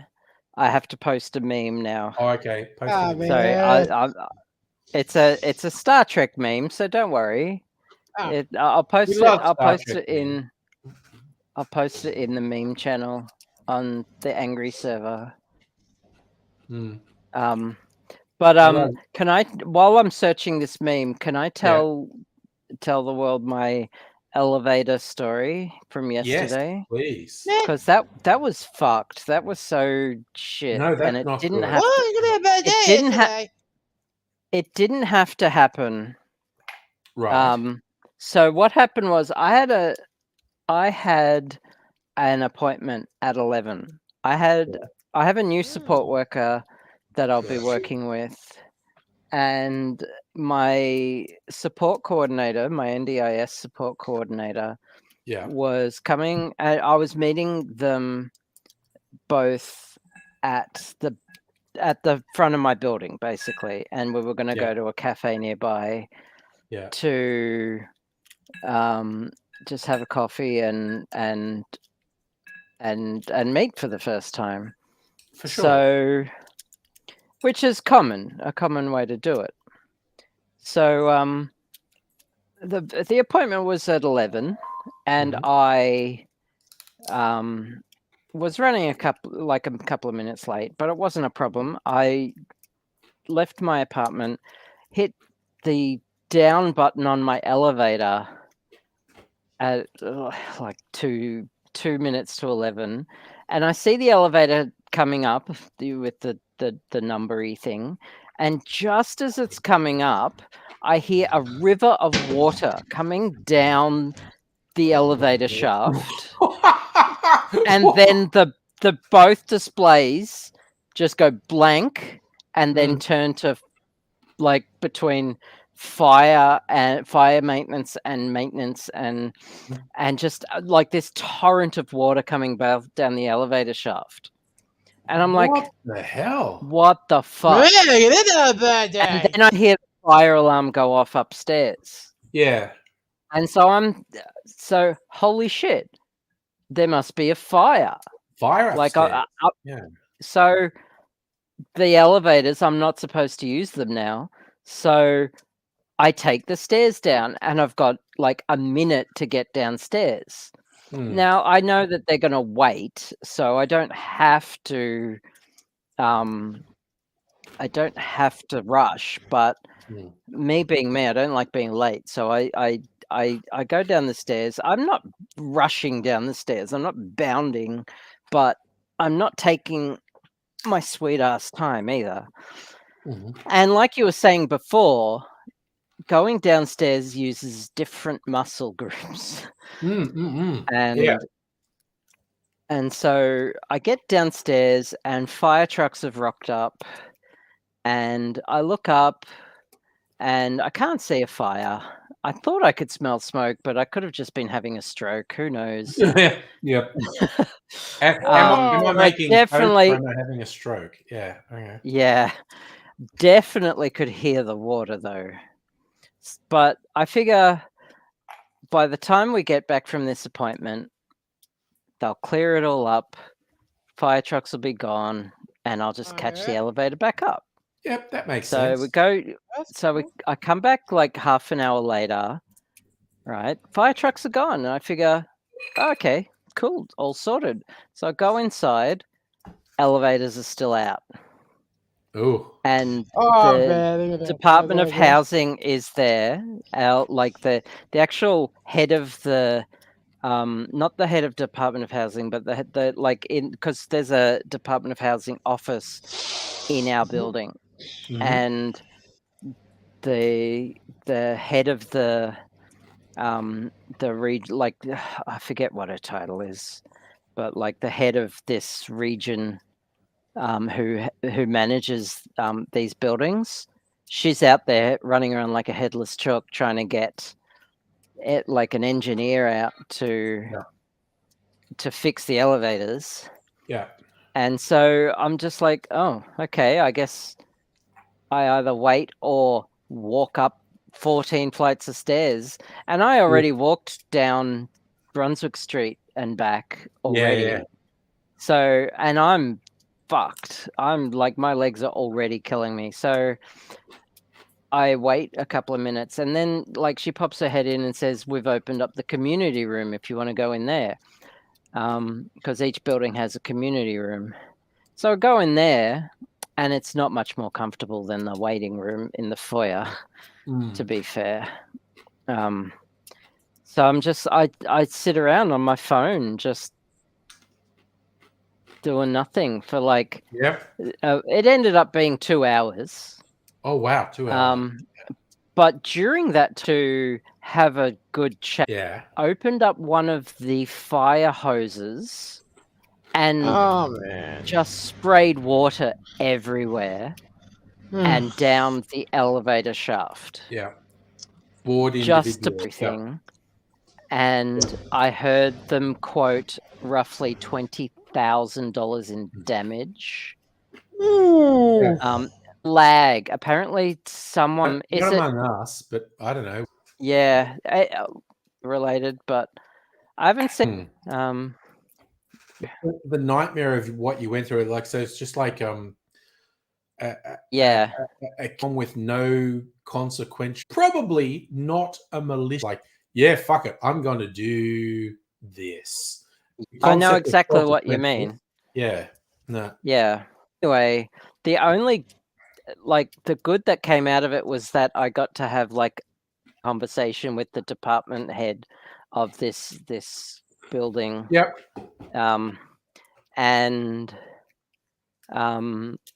We're not seeing. Sorry, Heine, we're not seeing any lag. That's the problem. That's really neither interesting. of us. We're not getting any lag. We are not seeing lag. But the people watching it are obviously. Yeah, they're obviously seeing lag. I can't explain it. My internet's plugged in. I've got high speed internet. Apparently the stream is cutting out. So okay, so I don't know what the source of that problem is, because normally we'd see a problem between us. So again, but the nature of the internet, a distributed network, there's 50 things that could be causing it. But it's very interesting. Pat's not lagging. No, Angry's not lagging, according to me. We're all definitely on the same thing. So it's very interesting that everyone watching is having problems. So are you on your laptop, or have you moved your desktop in there? No, I'm on my laptop and it's plugged into the Ethernet. So okay. +1. Yeah, so you would have you just left your laptop there permanently? It's here permanently, basically. Okay, sure. These problems. I actually see something. It goes, yeah, your connection's fucked it. They're not seeing that. And the fact that all three of us have a real-time interaction happening, it's very interesting that people watching the shittiest resolution. Look, YouTube might be the problem. YouTube might it could be. Yeah, who knows? Again, the nature of the internet, 50 things could be the problem. Can someone try looking on Twitch? Maybe Twitch is having a problem. It could be YouTube that's the problem. Again, the internet is so fucking weird. Anything could be causing this. Yeah. Yeah. Anyway, so I got to have a really great conversation with the lady who runs the housing office. Oh, neat. And address some problems that I've been having recently. Yeah. And she was really concerned, and she even got my apartment number and sent herself a memo about it and look into it, and it was really awesome. And then glass half full, and then the glass half full, But then once I got home, I was so effing exhausted that I slept for 4 hours, completely ruining my sleep cycle. Because by this time, my legs were killing me, my knees were killing me. I was my chronic fatigue had been, what's the word, flared up, and I slept till 7:30 at night, and I ended up staying awake till 3 in the morning, and then because I've been actually working on my sleep cycle, I wake up at 9 like clockwork now. Don't even need my alarm half the time. And so I'm tired, and I can barely walk. I'm walking around on a cane all the time today because my freaking calves will not work, and it's hideous. It's just so painful to move around. So the moral of this story is I need exercise. I used to be super fit anyway, and it's kind of demoralizing that I'm not that fit person anymore, but there's a good reason why I'm not. There's a shitty reason why I'm not, but it's an explainable reason. Yeah. If you know what I mean. But anyway, that's my story. That's why I'm so fucked today. Yeah, that makes perfect sense. Bad day. Bad day. Yeah, and bad day. Having a bad day. So I had company today. I had Ali over to work on the website. That she got me to do. And she was going to join us for the live stream, but she had stuff on. But she had, because she's moving tomorrow. She's moving in to a share house with her partner. Yeah, and my worker, and she was really tired as well. She had a busy day. Yeah. Sorry, Pat, go on. My worker, the house. I'll go my worker's old house. Yeah. This Monday, my worker go to that house. You're going to a different house on Monday? No, my worker. You work? Yeah, my worker. I'm gonna help me. Oh yeah, your worker is moving house. Yeah. Okay. Okay. I get it. This Monday. Okay. Yeah, we'll move. Cool. Okay, Heine's trying out Twitch as well. Yeah, I can see that. So also, Megaleech posted some more. Sorry. Yeah. What? Yep. Maybe. Megaleech posted some more AI pictures, which some of them are really stunning. If there's no people involved, AI images can be phenomenal. Yeah, it works particularly well on stuff that doesn't have people. Yeah. But again, I haven't seen. I read some reports that Midjourney has a newer version of the engine. Yeah. Well, now. Midjourney is built on top of Stable Diffusion, Yeah, and Stable Diffusion has a new version. yeah. There is Stable Diffusion has gone from version 1 to version 1.5 to version 2.1. Okay. So and Midjourney was always better, like way better, It was the better of the easier to image use. generators. It was just like it was like way better at interpreting prompts than Stable Diffusion was.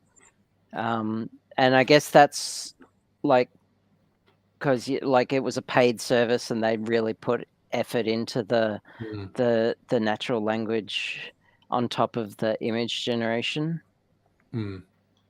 So why they did a Discord integration as the front end is beyond me, but I know that drove me up. It took me ages to work out how the fuck that worked, because you go to the website and it was not helpful at all. You're like, wait, how do I do it? And then you work out you have to join the Discord server, and it's just like, this is so fucking obtuse. Why would you do this? It was very obtuse. It took me minutes to figure out, but I'm very technically aware. I can imagine a ton of people just would not have been able to figure it out. Yeah.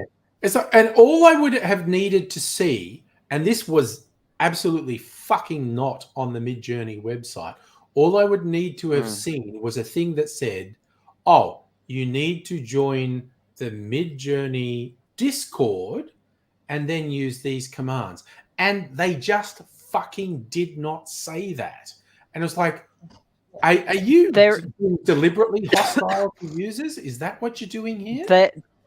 There is somewhere on their website that does explicitly say that, but it's like buried in their help section. It should have just been front and center. How you use this? It was definitely not. How you use this is go to our Discord, and it's like, are you being deliberately hostile to users? Is that your fucking thing? Yeah. Or are you so fucking aspy nerd that you don't understand that you are putting ridiculous fucking barriers between you and users? Because once you know, oh, you go on Discord and do things, it's actually incredibly straightforward. But you would go to the Midjourney website and there was fucking nothing on there that told you just go to Discord and do this. And it's like, well, certainly nothing obvious. Nothing obvious telling you that. And that's the most basic thing. To use this, to see any output from this, you need to do the following. So, Rabbit Game has been saying D-ribose powder can help treat chronic fatigue. Simple sugar works differently for other simple sugars. Who knows? Okay. Yeah, Pat's looking for his next job. That's why he's got his mobile handy. No, I don't want. Dark web messages popping up, and Pat. I don't want friends. The rest of us are on the thing going. Some of us are on dating sites going swipe left and swipe right. It means something. That. It means something very different when Pat's on his phone swiping left and swiping right. That's all I'm saying. You've seen John Wick? You know those coins they use at the Continental? Yes. Yeah. Pat's got a collection of those, no doubt. Yeah. So I finally found that meme, that chiropractor meme. Yeah. We're getting dangerously close to getting onto Pat's list here. We better call it. Oh, sorry, a bean. I posted a chiropractor meme on sorry, Discord. I'm gonna share this. Where are we?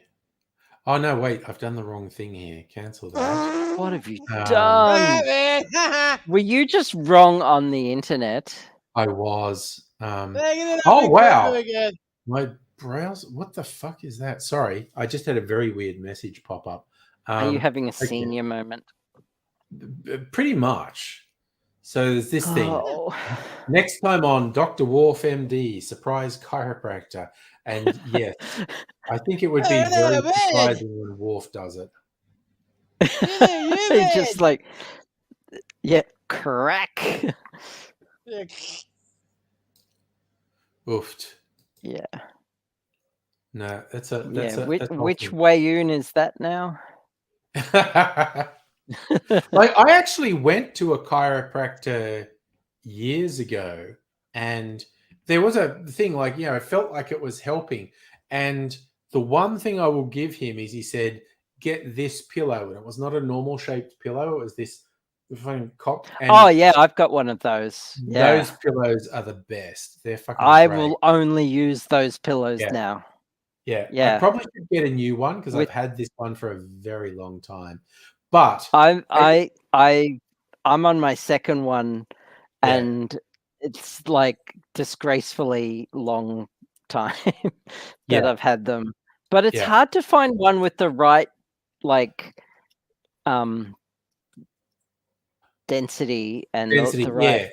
Oh god, the worst mistake I ever made. I mean. I got a memory foam pillow once because I haven't seen memory. I got a memory foam pillow that fucked my neck up so bad. You got to be careful because there's terrible. a lot of fake memory foam out there, as opposed to because memory foam was invented by NASA to use for their astronauts to sleep on the International Space Station or the space shuttle or some shit like that. Yeah. And it's once again when people say, why are we spending millions of dollars on space exploration? Because we get cool shit like space, like fucking memory foam and shit like that. Pens. And ribbon cables that make mobile phones possible and Kapton tape and god, so much cool shit. Cool. Megalich has a very important question for you. My UFO did actually arrive today, which was good. I was wondering. It was good. But a proper memory foam pillow with that cool shape is so good. I just can't use. I can't use a different pillow now. I had a normal shaped pillow that was memory foam, and it absolutely fucked my neck. It was terrible. And then I got this. It's not memory foam, but it's that contoured pillow. Oh, okay. It's the best. I have one that is the same shape, but also made of memory foam. Okay, I might look into that. It's really good. Might look into there's a fucking bedding specialist just up the road from me. They seem like the sort of place that would have that. I might check it out at some point. But I went to a chiropractor for a while, and it seemed to be helping with flexibility and reducing pain. But they had anti-vax stuff in there. Yeah. And I'm going okay, I'm going to ignore that for thing. But then after I'd been there for a while, it was just like, now buy this, now buy that. And I was like, okay, we actually just reached a tipping point. The combination of the anti-vax stuff that I've been ignoring, and that you're just like, now buy these special shoes. And you know what? The pillow was good, and maybe the shoes would be too. But at this point, I feel like you've just got me in this debt grip, and you're trying to milk all this money out of me, and I'm fucking done. I'm out. Well, I remember in my 20s when I had more dollars than cents going to a chiropractor, and they started talking about subluxations and shit like that. And I went a few times, and like they helped with like migraines that I was getting at the time, and yeah, I guess all I needed was a good back cracking. All I needed was just someone to give me a good stretch out. Hey, my dad had that It today. did the job. Yeah. So yeah. And I love Pat's just going like, yeah, man, look, it just might mean my Pat snuck dad. up behind his dad and just grabbed his head and went crack. And No, Yeah. I mean, no, Has it any- was a professional. my- It was a professional. Has- because Pat's a professional. I know. No. Pat is the professional. There's a movie that was an adaptation of Pat's life called The Professional. The professional. Yep. Yeah, that worked. Yeah, no, that's it. Yeah. Has went to anyone one- seen Pat's dad since the chiropractic adjustment? The chiropractor. My man, No. my Actually, dad, I just go, Pat's, That's why are you all looking at me? right. I don't know. It's like, oh, my did dad something say happen? I don't know. Michael. Yeah. No, now Michael die. Yeah. Just Sorry, that, you're just yeah. admitting that on the stream again, Pat. Sorry. Oh, There fuck was a yeah. guy and he What? died, and it was just like, oh, all right. I didn't hear that. I didn't see that. No. So Come here, Doc. Matt played a game. Yeah. Was that a guy that was bald and had a barcode on the back of his head? No. Mhm. Yeah. It's a whole thing. It's a whole thing. Yep. Hey, yeah, Did you Rick, get a know. chance to check out the link for that book I posted on your Discord channel? Mystic Libations. Written by yeah, no. That was very interesting. written by the guy who played Captain Shaw on Star Trek Picard. I watched a podcast. The podcast is called The Shuttle Pod. It's hosted by two of the cast members from Star Trek Enterprise, and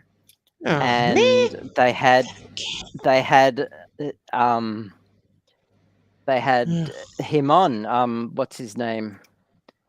Because I'm awesome with names. Todd Stashwick. Todd Stashwick. There it is. So that's it. Whoa, look at the book. Yes. So D&D themed cocktail book.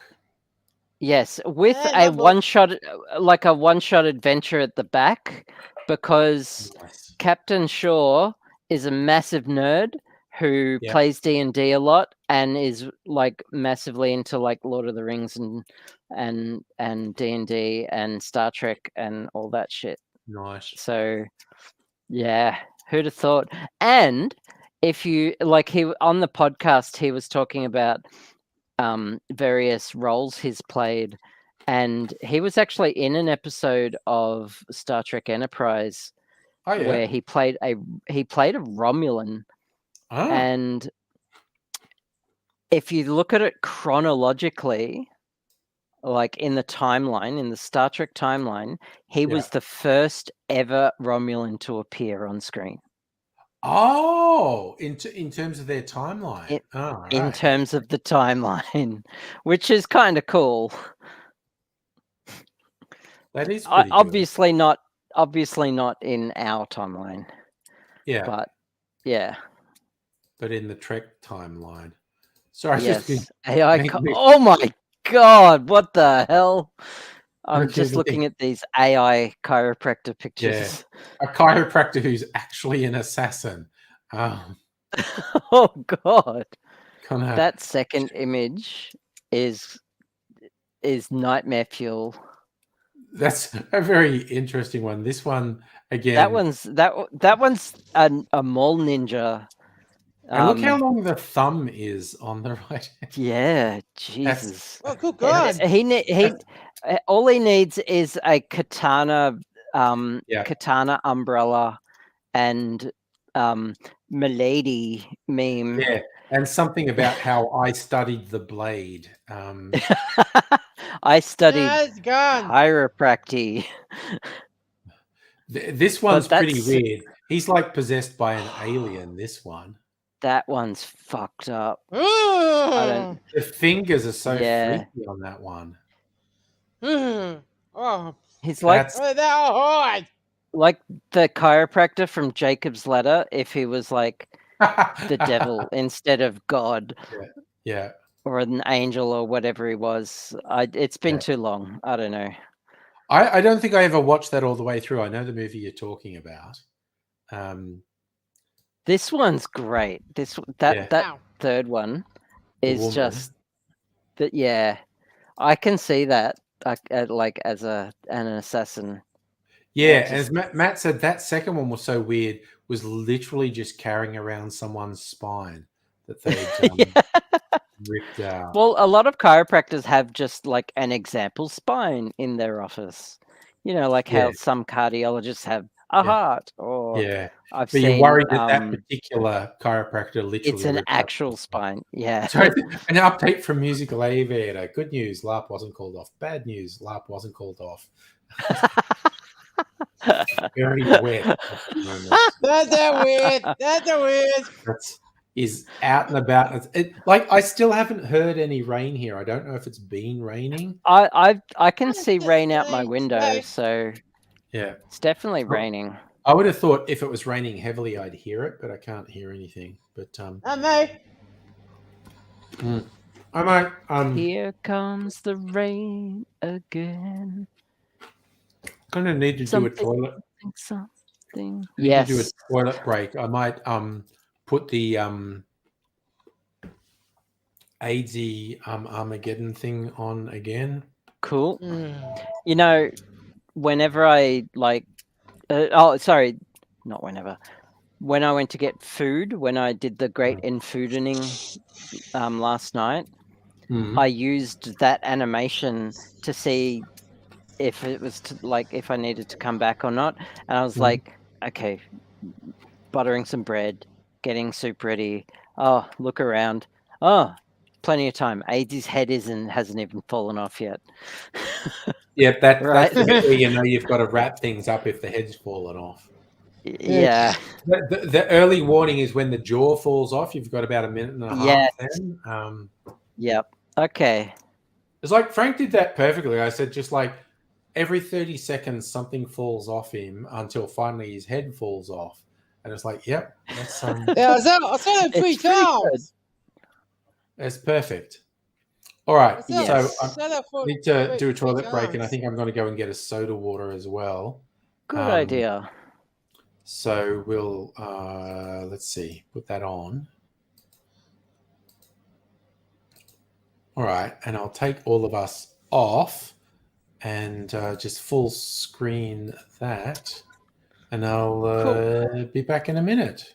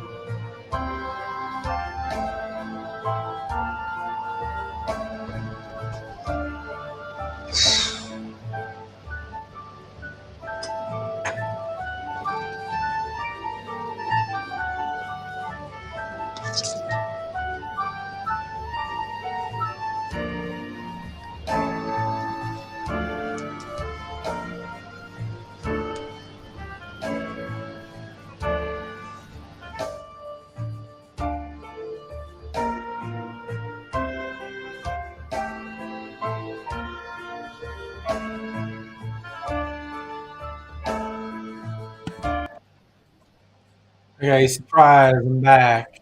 Oh, there you Hey, go. Doc! I'm back. You're still here, Pat, and Doc will No, not. That's Doc. fine.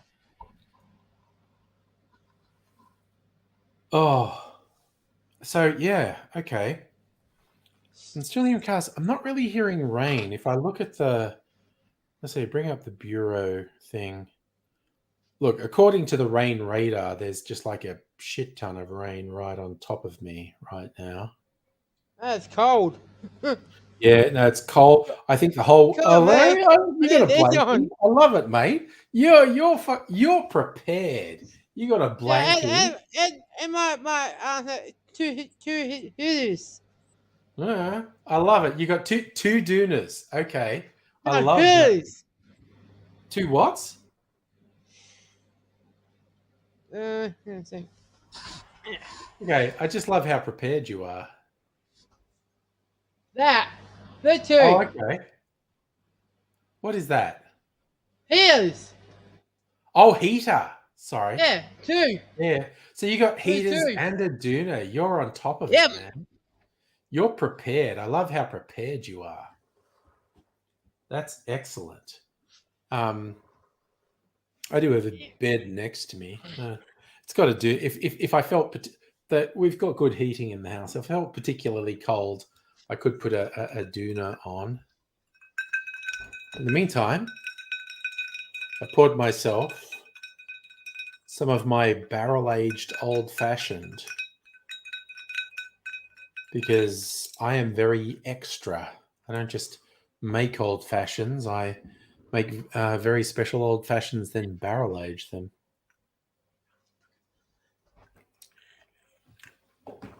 Oh, yum. That is... yum. That is very good. Excelente. Oof. And in fact, I still could think... Oh, wow. Sorry, we got a new... So we used the prompt, a realistic image using the phrase sadness like water raining down as inspiration. These are actually really nice, evocative images. And what I find very interesting, and we could have a whole conversation about the sociological implications of this, but when we asked it to represent sadness, the images are all very feminine.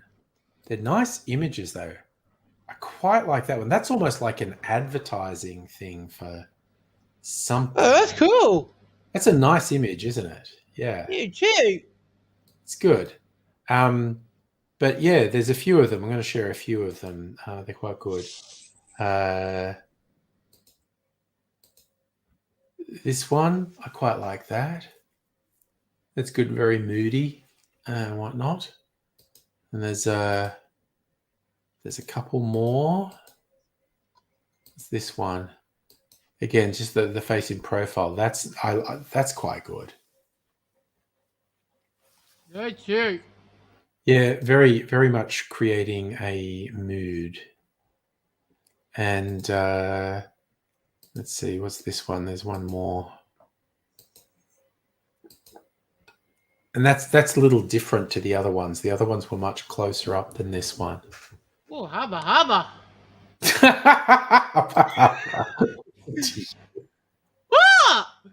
But I do think that's interesting that when you ask the AI to evoke sadness, all of the images were very feminine. What it understands from sociological inputs there is quite interesting.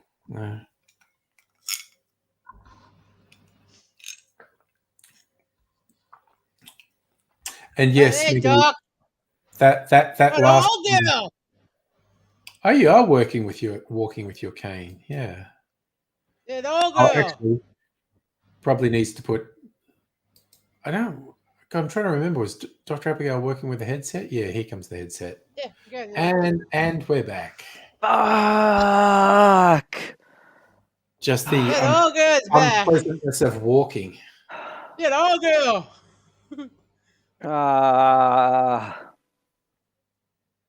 Yeah. Bad day, got a bad day. All right. Need to just. Ugh. Pretty easy. I'm just feeling empathetic waves of body aches. It's just like, Yeah. Yeah, I know. So exhausting. I'm so exhausted. yeah. Ugh. Okay, so don't judge me for this, okay? Yeah. Because of how long it takes and how much effort it takes to get up and walk. Oh I yeah. took my phone Yeah, with done me that to the last month. toilet, and I know Yeah. that's highly irregular and hardly anyone does that, I do. but it. I did that. Done that once. Hashtag everyone takes their phone to the toilet. Yes, very much so. And I read this pleasant story on r/am I the arsehole, which I would like to read. Okay. Which I would like to read out after I see. Megaleech has pointed out there are some images on Discord that probably encapsulate my mood. See, those images are more depression. I'm not really feeling depressed, and I haven't really felt depressed in a few years. That's good. Which is great. Like coming from someone who suffered from major chronic depression, I'm in a lot of pain. Pain. The fire legs lady. That was the feeling I'm feeling now. Yeah. And exhaustion, just utter exhaustion. This lady in the rain, she looks like just depressed or sad, like she just lost a kitten or something. That actually made me think of the closing scene of Blade Runner. Well, it's not the closing scene. The climactic scene of Blade Runner with all these memories will be lost like tears in the rain. Yeah. Which again, the folklore is Rutger Hauer improvised those lines on set. And I'm like, I'm sorry. If he improvised those, he's a goddamn genius. Yeah. Where's his Oscar for that? Because fucking hell. Anyway, may I? Yes. Yes, please. Yes. Yep. Okay. Am I the asshole story? Yeah. Yes. Would I be the arsehole for spraying some kid with my garden hose daily after he walks all over our lawn? That's the title. Right. I, 37 male, live with my wife, 37 female, and son and daughter, 9 and 11, respectively. Recently, there's been this kid who comes by our house after playing soccer and either rides his bike or walks over the lawn with his cleats on his way home. Cleats are the spikes on the shoes. The sprigs on a soccer boot. Yeah. It started out as me giving him stern looks whenever I saw him. Then it slowly progressed to me asking him to just go around.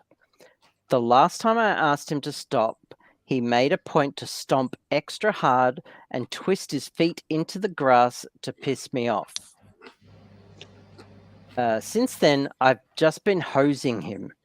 The first time I sprayed him with the hose, he ran off. But then for some reason, he just started standing there while I hosed him like he enjoyed it.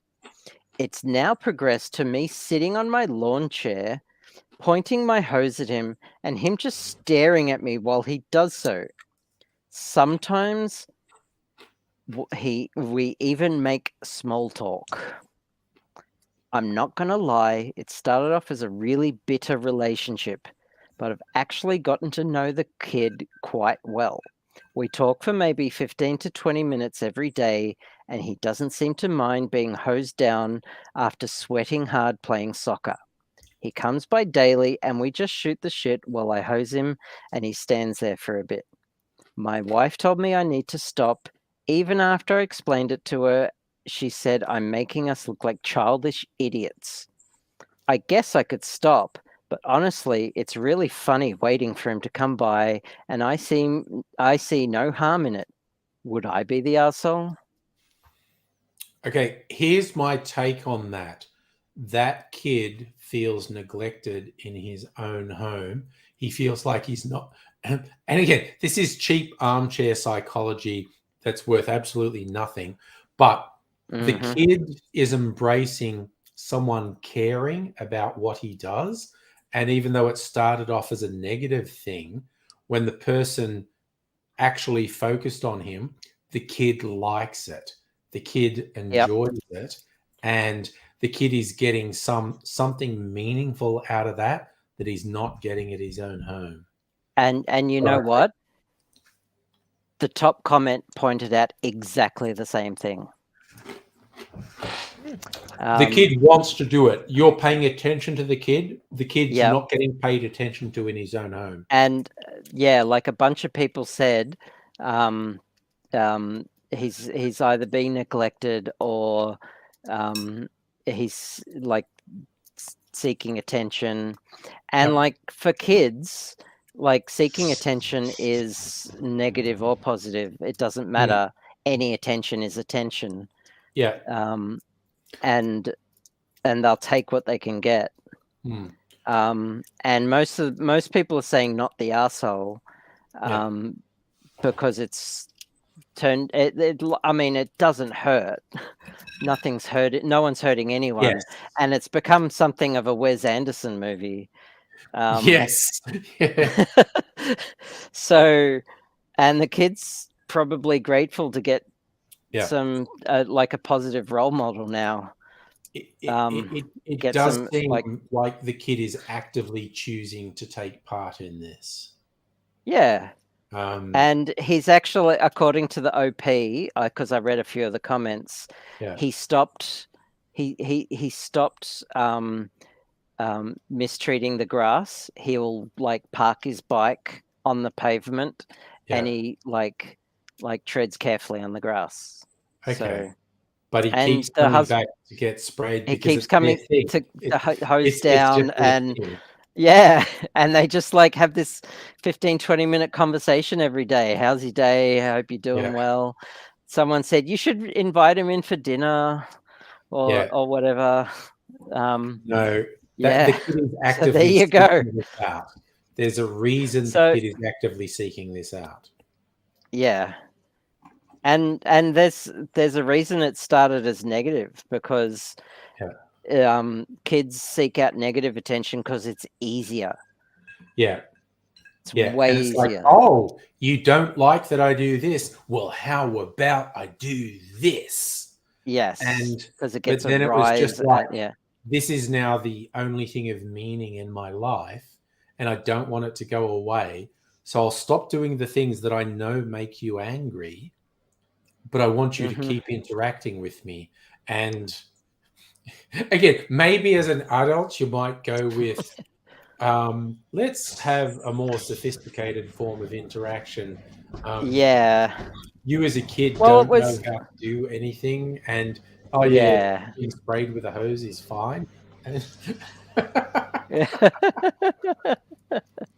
At least like the adult didn't like throw rocks or anything. Yeah, a hose is pretty benign. Like a hose is, and it's kind of hilarious when you think about it. I don't know what country or city it's in, Safa. It's on Reddit. It could be anywhere. I imagine it's it's probably the US. Since they call it soccer. US thing to me. That's a very US thing. And they really care about their lawns in the US anyway. So, which is pretty weird, but that's a thing. I know, right? Cool. So that was my. That's excellent. I love that. That's good. That's cool. Yeah. Am I the arsehole is a treasure trove of cool shit. It used to, like, I don't know, 5 or 6 years ago, I think most of it was genuine, but because a couple of them went super viral because they were incredibly weird, Now people just try to come up with completely Yeah. twisted, but obviously fictional things to see if they can get people to engage with them. But that one's so benign, it actually feels quite genuine. It's in the column of you can't make this stuff up, which I know you hate, but it's so ridiculous, but also benign and wholesome. Like, who would make that up? Like, you it's like people who engage in stolen valor, who pretend to be soldiers. They're always like ex Green Berets or ex Navy SEALs or ex SAS. They're never like ex truck drivers or ex corporals or signalmen or like diggers. Like on YouTube, for whatever reason, I got one clip from the ABC series. Oh God, what's it called? Because it's the Working Dog people. They did one about politics called The Hollow Men, and then there was another one about the public service, and I'm totally fucking blanking on what it's called. But my favorite thing about it is because it's all based on stories they'd heard from the public service, and they said it's kind of funny because we get all these messages from people who are actually in the public service, and they go, "Oh, I started watching your show and I laughed because it's exactly like my day-to-day life. And then I watched a few more episodes and I cried because it's exactly like my day-to-day life." Utopia. That's what the second series is called. Utopia. It's a fictional federal government public works thing, but the stuff they do is hilarious, and particularly the stuff they do with defense forces is very funny. And one clip that got recommended to me on YouTube today is like, the recruitment problem the ADF is having, and you got all these people from ADF going like, we need truck drivers and engineers and whatnot, because why would they be in the military and get $45,000 a year where they could go work for a mining company in Western Australia and get $100,000 a year? And so you got these guys from the government going, "Do you actually need soldiers?" And they're like, "What do you mean by soldiers?" And I'm like, "No, the guys with the guns who fight." And there's army guys going, "No, we don't need any of them. We got plenty of them. We need the people who wear soldier uniforms but are actually truck drivers or engineers or IT specialists, logistics." Because they're all getting poached by the private sector. Again, the people with guns that we send who actually shoot people, we're fine on that front. But there needs to be this entire infrastructure underneath them, and they're very hard to recruit.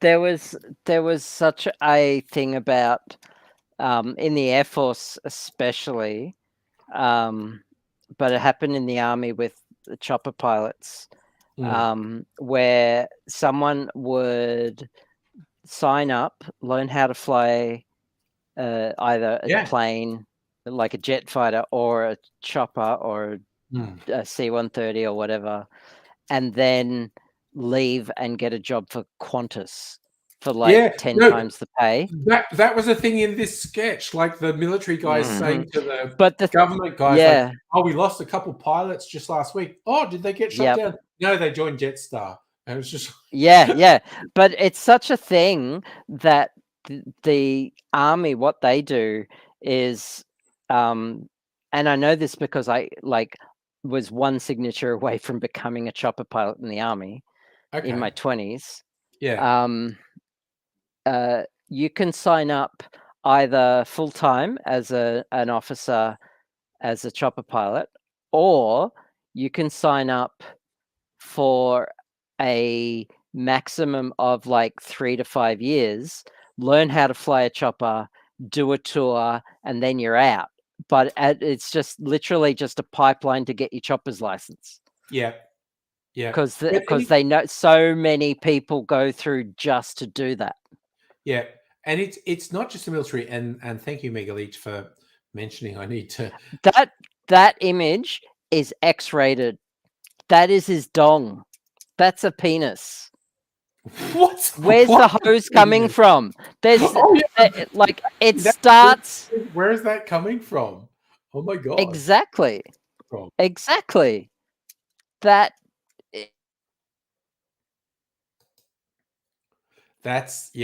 but it's a good cartoon. But it's just yeah. There's a question to be asked there.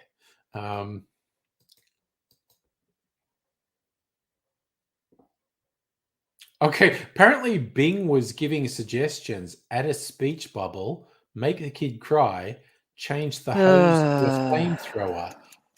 Bing is getting a bit weird. I agree with you, Mega Leech. But here's the thing: what we're talking about there, it's not just the military. Like quite a while back, again, my contracting career over 25 years, I worked a whole bunch of things.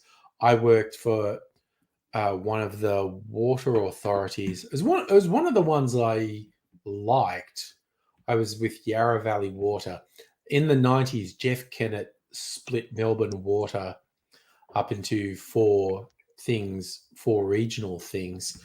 And I worked for Yarra Valley Water, God, I don't know, 15 years ago. And I actually quite enjoyed that thing. But they were saying they used to have a pipeline where they get apprentices, like people coming out of tech college and whatnot, who'd learn the engineering thing. But all these fucking kids, people in their teens and early 20s, were getting offered massive salaries to go and work in mining in Western Australia. The public service can't fucking compete with that. And they were all saying, like, this is a real problem for us. We first we can't get them, but then the ones we get, we train them for a year or two. Then someone from one of the mining companies basically offers to triple their salary to go and work somewhere in Western Australia, and they're just gone. That's the thing. And Liam, hey, how you doing, Liam? Buddy? Good to see you. Why am I getting an echo? Is that me, or is that? I'm not hearing I'm not hearing an echo, so I don't know. Because my internet just burped. I heard a weird noise. Yeah. And again, I heard that too. Yeah. But then my whole internet just completely shut itself. But we're doing the thing, like, for anyone who doesn't know, like, I'm using StreamYard to restream to YouTube, Facebook, and Twitch. So when something goes weird, I don't know, it might be my internet. If you're watching, it might be your internet, but it might be YouTube. It might be. Well, I saw my whole connection go down. Like literally, my whole internet went down. I have not actually had the little symbol that says your connection to StreamYard is fucked. I have not had that for a while. So it's very interesting that tonight various people have said lag. I was like, okay, StreamYard's actually usually pretty good at telling me if my connection is fucked. So when everyone was having problems, I literally think it was YouTube having problems, and it wasn't me. Okay. But who knows? Once you're on the internet, you're dependent on this weird infrastructure, and there are 50 things that could cause a problem. And it's if a problem happens, it's very hard to know which of these 50 things caused the problem. It's ridiculous. Yeah. And every time there's like really bad weather, the router downstairs can be a bit tricky. So water can get into fucking junctions of it's ridiculous. There are so many things that can affect. True that. My day job working in cybersecurity, and I'm one of my things is working with people in the department about disaster recovery planning and readiness. And they're like, oh, well, we just pay someone to run everything on the cloud. And I go, we need to come back to, there's a nerd t-shirt that says there's no such thing as the cloud. It's just someone else's computer. Exactly. Yeah. The cloud is not magic. The cloud is another computer. And I also need to brace people for, okay, whether it's Microsoft or Amazon Web Services or what the fuck ever, they go, oh, we've got quintuple redundancy. We promise nothing will go down for more than 1%. Like, cannot promise that. We have seen in the last couple of years multiple instances of the biggest services in the world going down either partially or fully. So they are not fallible. But B, okay, they're saying their infrastructure has all these redundancies. But you know what would happen? Like if someone in our organization fell for a phishing email and put their credentials into a thing, so now a bad guy has their credentials and can log into the system, that bad guy can get into the systems and fuck with our data in the systems. And when we realize that's happened and we go to the cloud provider and say, oh, help us, the cloud provider goes, nothing went wrong at our end. That's your fucking problem. Our stuff is still working. The fact that some clown in your department got their credentials compromised, not our problem.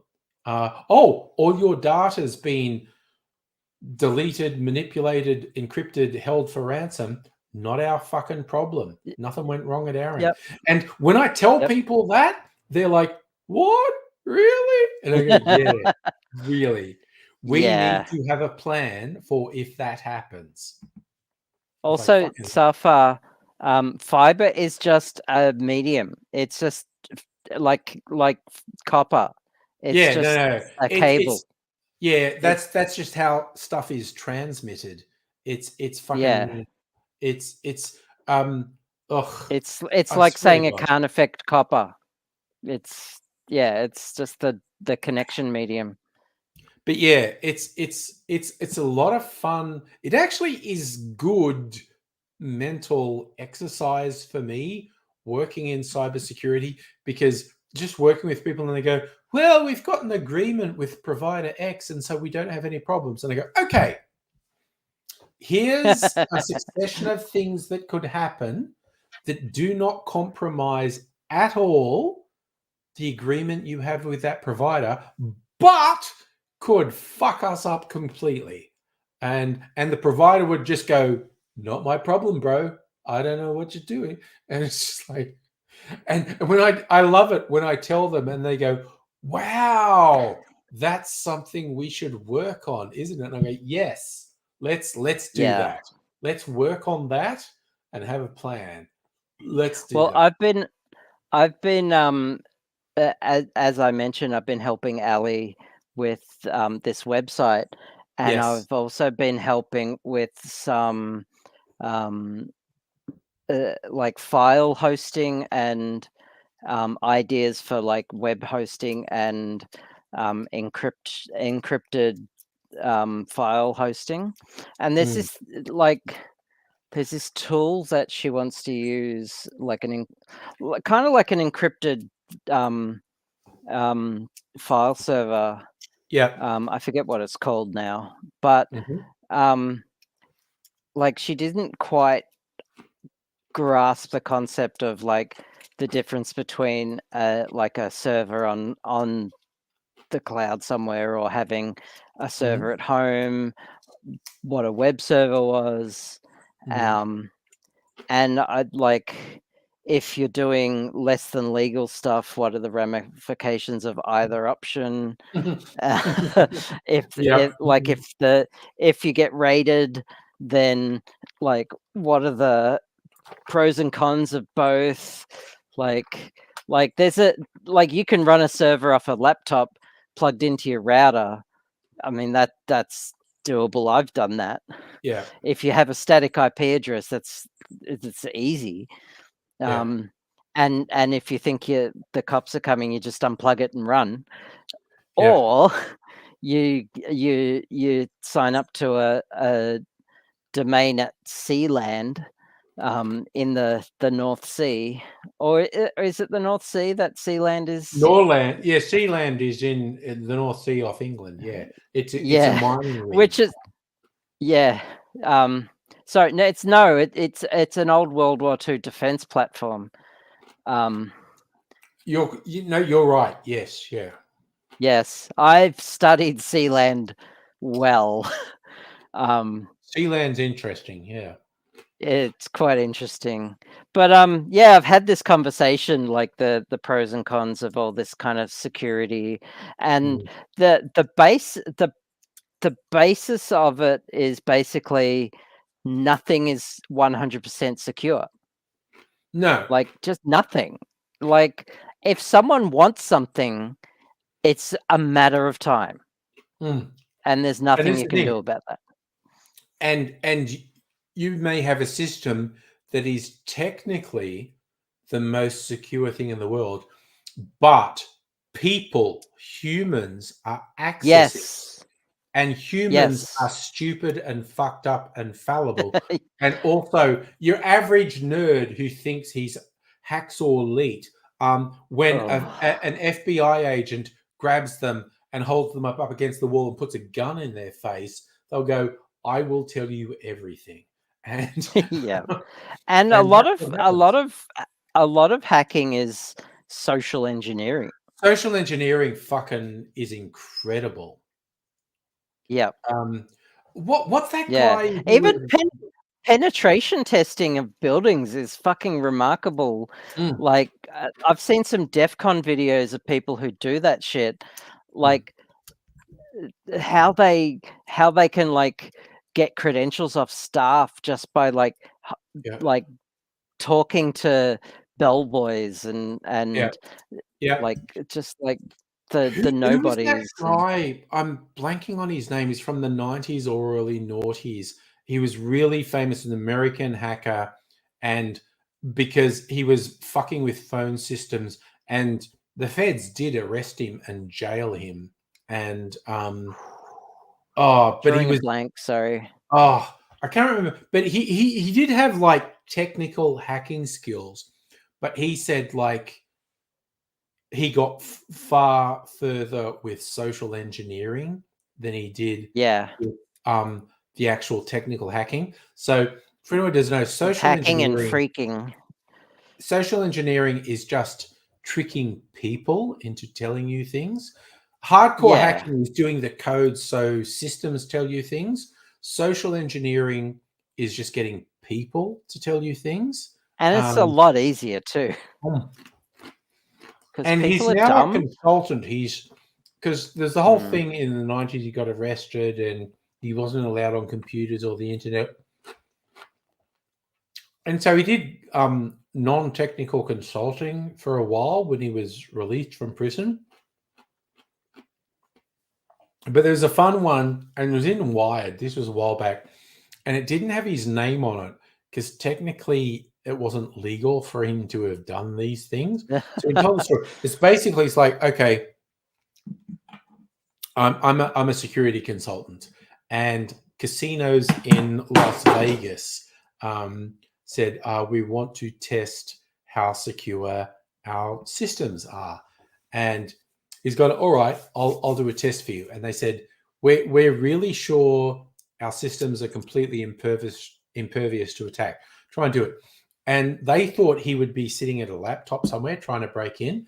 And what he was doing, he was just sitting in a casino and he was watching how everything worked, operations. And he just saw they did the same things at the same time every day. People went through particular doors and did particular things. And he worked out what they were doing. This is what that person, and they do the same thing at the same time every day. And so he worked out how to get through this door that theoretically required all these layers of security, but if he just timed it right, he could just walk through the door. And then he was behind the scenes, Nice. and he was in the operations side, and he just then watched everyone on the operations side and worked out how everything worked. And now he's found unattended terminals, and he's in the systems, and he's doing all stuff. And Kevin Mitnick. Kevin Mitnick, yes, that's his name. It's Kevin Mitnick. I just googled him. Yeah. Again, because he got busted for breaking into phone systems and whatnot. But anyway, so he's now in the back rooms of this casino where freakishly millions of dollars are going through every day, and he's working out all the things, and he's basically preparing all this stuff. And anytime anyone ever challenged him, he'd come up with a plausible thing for why he was where he was. And then finally, after a week or two, someone who was responsible for security, he was in the lunchroom, and he's like, "Who are you?" And he's going like, blah, blah, blah, blah, blah. He's going, "No, I would know if someone had started in that area. Who are you?" And he's like, blah, blah, blah, blah. And this stuff that had fobbed off 20 people. And this one guy who was not taking any shit went, "No, that's bullshit." And then Mitnick goes, "Okay, he's rumbled me." And he goes, "You know what? You got me." And he said, "I've actually been employed by senior management to find holes." And he was truthful. And he said, "These are the exact things I did to get where I am." And he named the senior management and said, "They employed me and did this." And this guy just went, "Fuck these people. I told them this was a problem. They didn't listen to me." And he's like, "I'm going to go." And then he said, "Fuck them." And then he left Mitnick alone. And he went, "Oh, what?" And it was brilliant, because this one guy who didn't fall for any other shit, when Mitnick just had the right names and said, blah, blah, blah, they hired me to do this, that, and the other. And this guy went, fuck them. I told them this was a problem. And he just said, went like, "Wait here, I'm going off to go." And he walked off and left him alone. And Jesus. And it was just like, Jesus, the one guy, but you just told him what he wanted to hear, and he walked off. But again, of course, the weird thing was he was actually working for those people. But he just told this guy this stuff, and he walked away and left him alone. And anyway, so Mitnick came up with this report. So it's called penetration testing or pen testing. No, it was physical penetration testing. And he produced this report that said, "I could have done fucking anything." And the people... Yeah, well, that's the idea. The people in charge of the casino freaked the fuck out. And they actually said, "Oh, you overstepped the boundaries and you did this and that. And you actually did some criminal stuff. And if you ever tell anyone that you did this, we will prosecute you and you'll go to jail." And he's just like, "Yeah, okay, whatever. I told you the flaws in your system, and you didn't think the flaws were there, and you freaked the fuck out, and you want to threaten me." Yeah, okay. And that's why this article was published anonymously, because he wasn't allowed. He wasn't allowed to say what casino it was, but it was basically, no, they're all fucked. They're all fucked. Anyone who knows social engineering can get in and do whatever the fuck they want. Modern day pen testers, they get a contract stating what they are and aren't allowed to do, and they also get like a waiver, basically saying they're allowed to do it, and arguably, insurance and all that. Arguably, Mitnick did exceed his purview, but he was just being basically, "No, you said to me, how far can I compromise your systems? And I want to take it as far as I can take it." And he just scared them so much. Like, if he was a genuinely malicious person, he could have stolen tens of millions of dollars. And so there was a whole thing: "You are not allowed to tell anyone. We will sue the fuck out of you if you ever tell anyone you accomplish this stuff." Wow. But yeah, I also read. Mitnick's probably published more than one book, but I've read one of his books, and it was fascinating because again, he's an incredibly gifted programmer, and he is like legit a hacker, as in he will do code to get into systems. But he was very open. Social engineering opens so many doors. Yep. And that's when he got busted for completely cracking into the phone systems in America. That was all social engineering. He just got people who fucking tell him shit. And like he would pretend to be the help desk and say to someone like, "Oh, I can see XYZ. Tell me your username and password." And then God. And they tell him their username and password. Well, back then, there was no such thing as like password hygiene or no. This was the like 90s. This was the 90s. And yeah, early there was 90s. no concept of like protect your passwords and hackers and shit like that. Even going back further, Steve Jobs and Steve Wozniak, pre-Apple, they were phone freakers. And there's this fascinating story where they had a black box as a thing that they could plug into the phone network and send the tones down phone lines to completely control the phone network, basically. And they actually got stopped by a cop at one point who thought they were acting suspiciously. And they had this black box, and it was super fucking criminal. What they were doing was just like exceptionally criminal. And if this cop was suspicious, and if this cop had twigged to exactly what they were doing, Steve Jobs and Steve Wozniak would have done 50 years in prison, and Apple Computer would never have happened. And Steve Wozniak has freaked out because he's just a fucking nerd. But Steve Jobs was the people person, and Steve Jobs just schmoozed this cop because there was no graphical interface. It was literally like a black box that they were plugging in, and he was just going, "Oh no, it's this, that," and while Wozniak is freaking out, Jobs is just being super smooth and going, "It's just this," and the cop left them go. And the cop left, and Woz is just like, "That was so scary." And Jobs is going, "That was extremely scary." Like that guy had a bang to fucking rights. If he actually understood what we were doing, we were so fucked. What were they actually doing? They were just phone freaking. They had a box that would send tones. They were in a. They were. I know what freaking is. They were in a payphone, and they had a black box that would send tones down the payphone thing to do free calls and shit. And they were fucking around, and a cop just saw these two. So they were hacking the PABX network. They were hacking the phone system, basically. Yeah. And it was kind of obvious. Making free interstate and international calls. They were in a public phone box with this weird black box that they were putting the phone onto. And a cop just went like, "What are you doing?"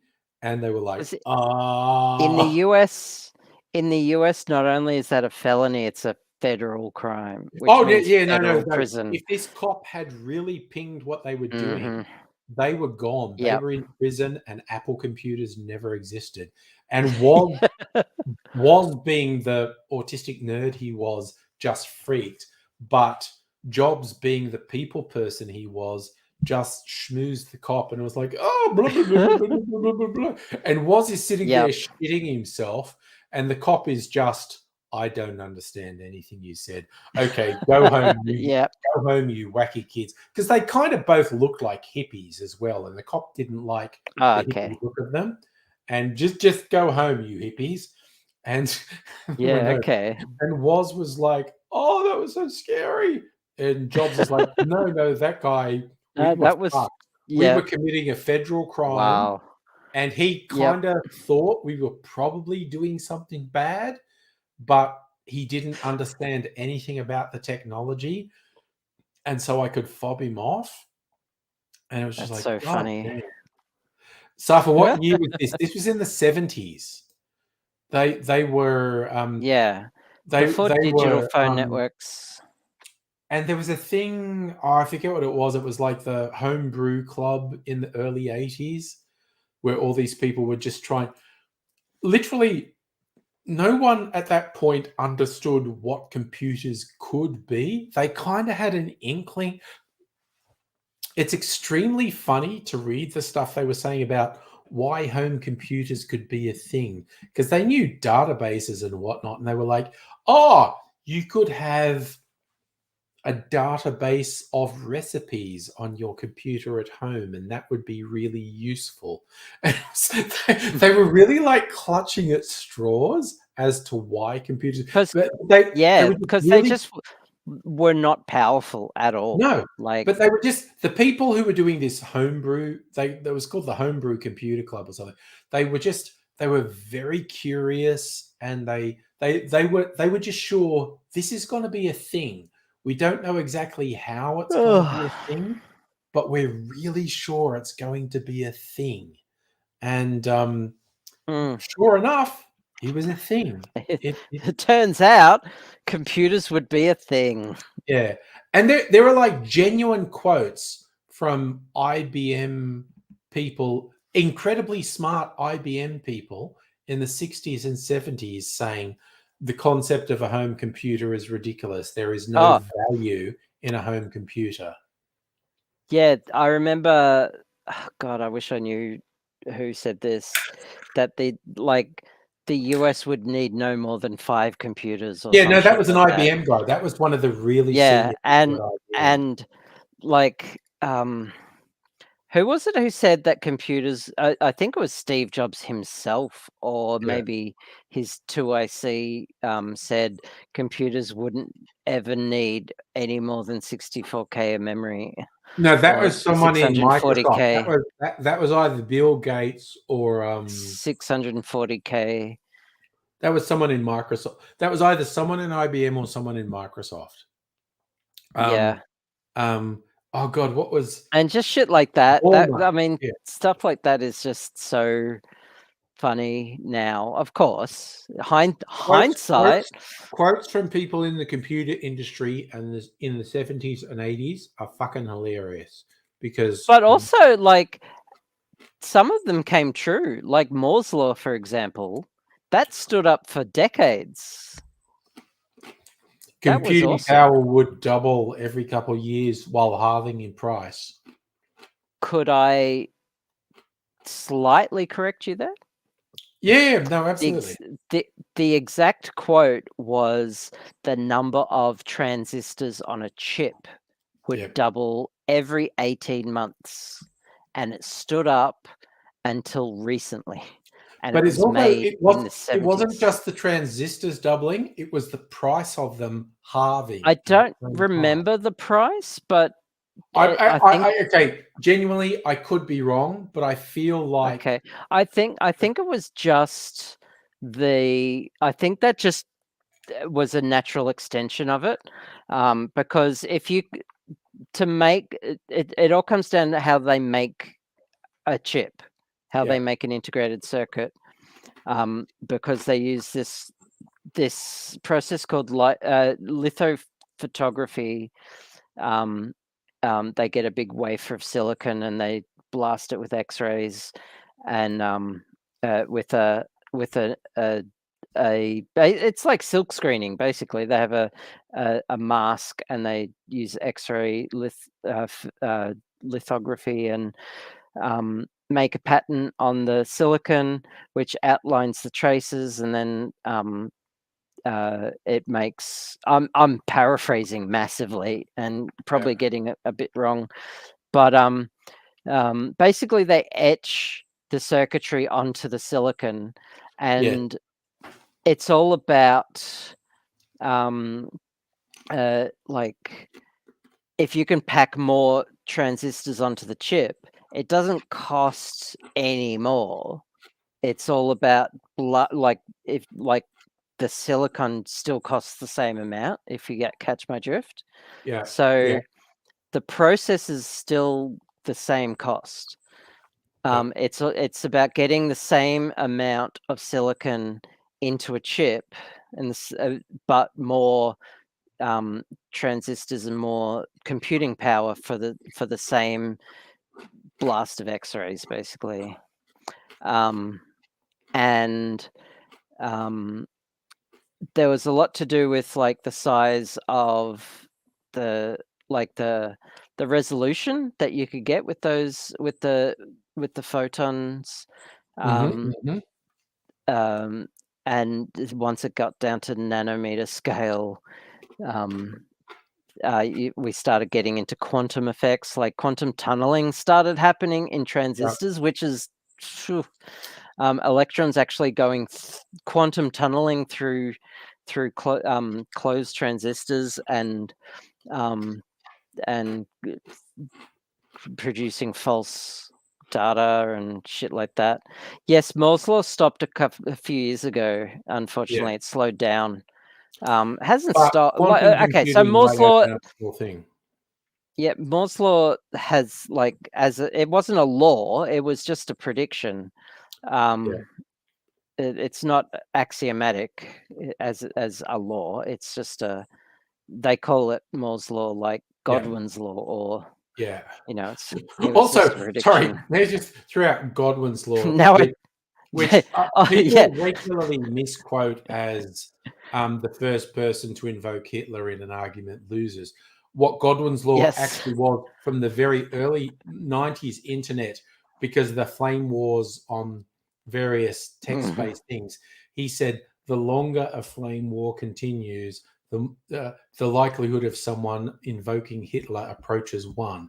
Basically, it's like if people get involved in a flame war, at some point someone's going to say, "You're worse than Hitler." But more recently, with the rise of neo-Nazis and whatnot, he actually said on social media, like, I know people say when you do this, it's Moore's law, but trust me, those people are fucking Nazis. Just call them out. Yeah. Godwin's law is dead because we have actual neo-Nazis now. And Moore's law is dead because computing power slowed down. Unfortunately. And quantum computing we had to turn that around. Well, quantum computing is different. That's right. It's a different concept. It's just different. So it's not going to be faster per se. It's just it's a different way of computing. So it's going from counting on one hand to using a calculator, or even better analogy is using a calculator to using a graphing calculator. It's like you can do simple arithmetic with a calculator, but you can do quadratic or calculus on a graphing calculator. You can run Doom on a graphing calculator. You can also run Doom and water cool it, because Linus Tech Tips did that. They water cooled a TI. I've seen a video of someone running Doom on a graphing calculator. Well, so what Linus did is they got their TI-86 or TI something, the well-known graphics calculator, had Doom running on it, but then what they did was opened it up and fucking water cooled it, and then overclocked it so it would run better. That's fine. And sure enough, it did. They had to make a custom water block for it. It's just, up there with one of their crazy videos, like their oil-cooled computer.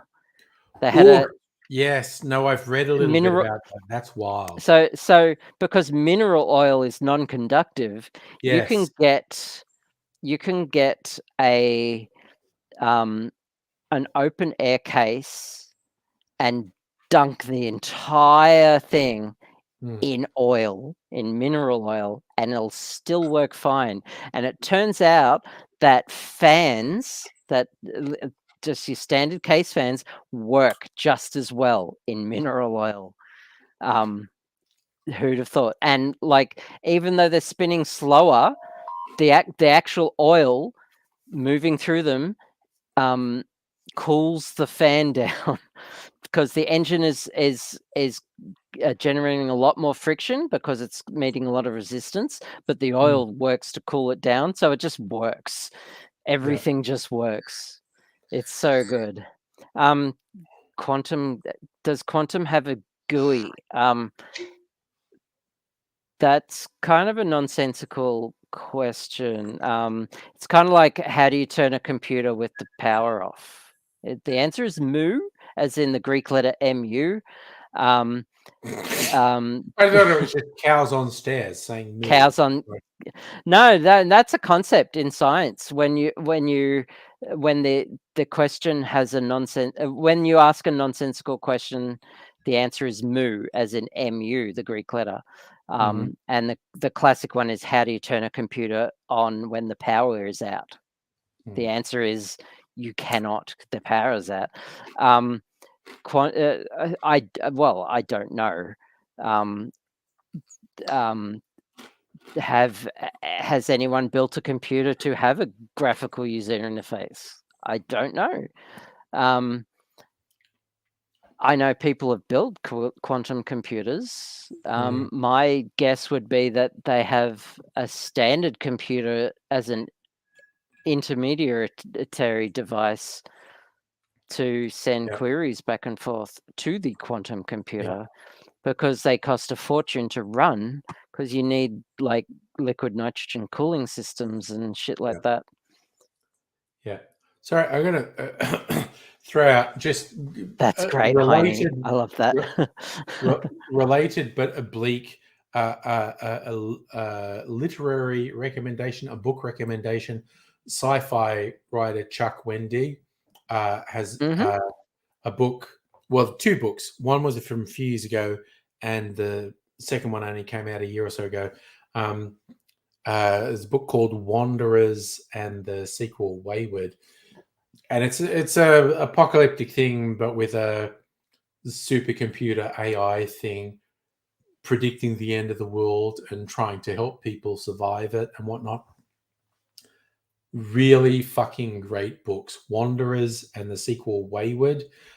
Really good characters, really good pressing philosophical questions about whatnot. Like the best SF, whether you call that science fiction or speculative fiction, just like looking at things we're facing today and extrapolating and giving you a fictional scenario that is essentially trying to help you look at things that we're facing today. It's like a supercomputer AI. I read a really cool Twitter thread recently. I think, did you retweet it or did I read it somewhere else? I'm not sure. But it was basically like someone posited like what the future would look like, what the near future would look like as things like ChatGPT got better and better. Yeah. And it was just kind of like Black Mirror dystopian, like not fully apocalyptic, but also like really creepy. But just creepy and fuck. Look, there are a lot of very intelligent, insightful people who are good at extrapolating. Cory Doctorow is one of my favorites. But there's a bunch of people good at extrapolating. I think I might have retweeted it after I read it, but it was. There is actually a new season of Black Mirror coming out, actually. Ooh, on the Netflix. I tried to rewatch, because I've watched all the Black Mirrors, and I thought a while ago I'm going to rewatch it. And one of the very early ones is social media is literally dictating where you stand in the world and what you're able to do. I was the just Meow Beans episode. This is actually too depressing. This is just horrifically plausible, and it's so fucking sad. I don't want to watch it. Like the ones where robots are killing people, it's like cool. That's the one where she's like she's a high 3. Yes, like that 3.6, one. And she's driving. Yeah. The second and her whole life. That was so depressing. That one was so Yep. depressing. And like she just spirals down to a Yeah. 2, ends up in jail. Yeah. Yeah. And feeling quite Oh, yeah. liberated at the end of it. But that Yeah, one, yeah. the first Well- time I watched it, I was like, cool. I went to rewatch it and went, no, this is just depressing now. This is just... There was an episode of Community that did a take on that concept Okay. as well. That it was instead of a point system. Well, they did a point system, but they were called Meow Meow Beans, and it was basically like just integer numbers, not decimal points. And it was just hilarious because Community is a genuinely funny as heck It show. is. It's a very funny show. Yeah. But I highly recommend that particular episode. I found the Twitter thread about it. It is quite long.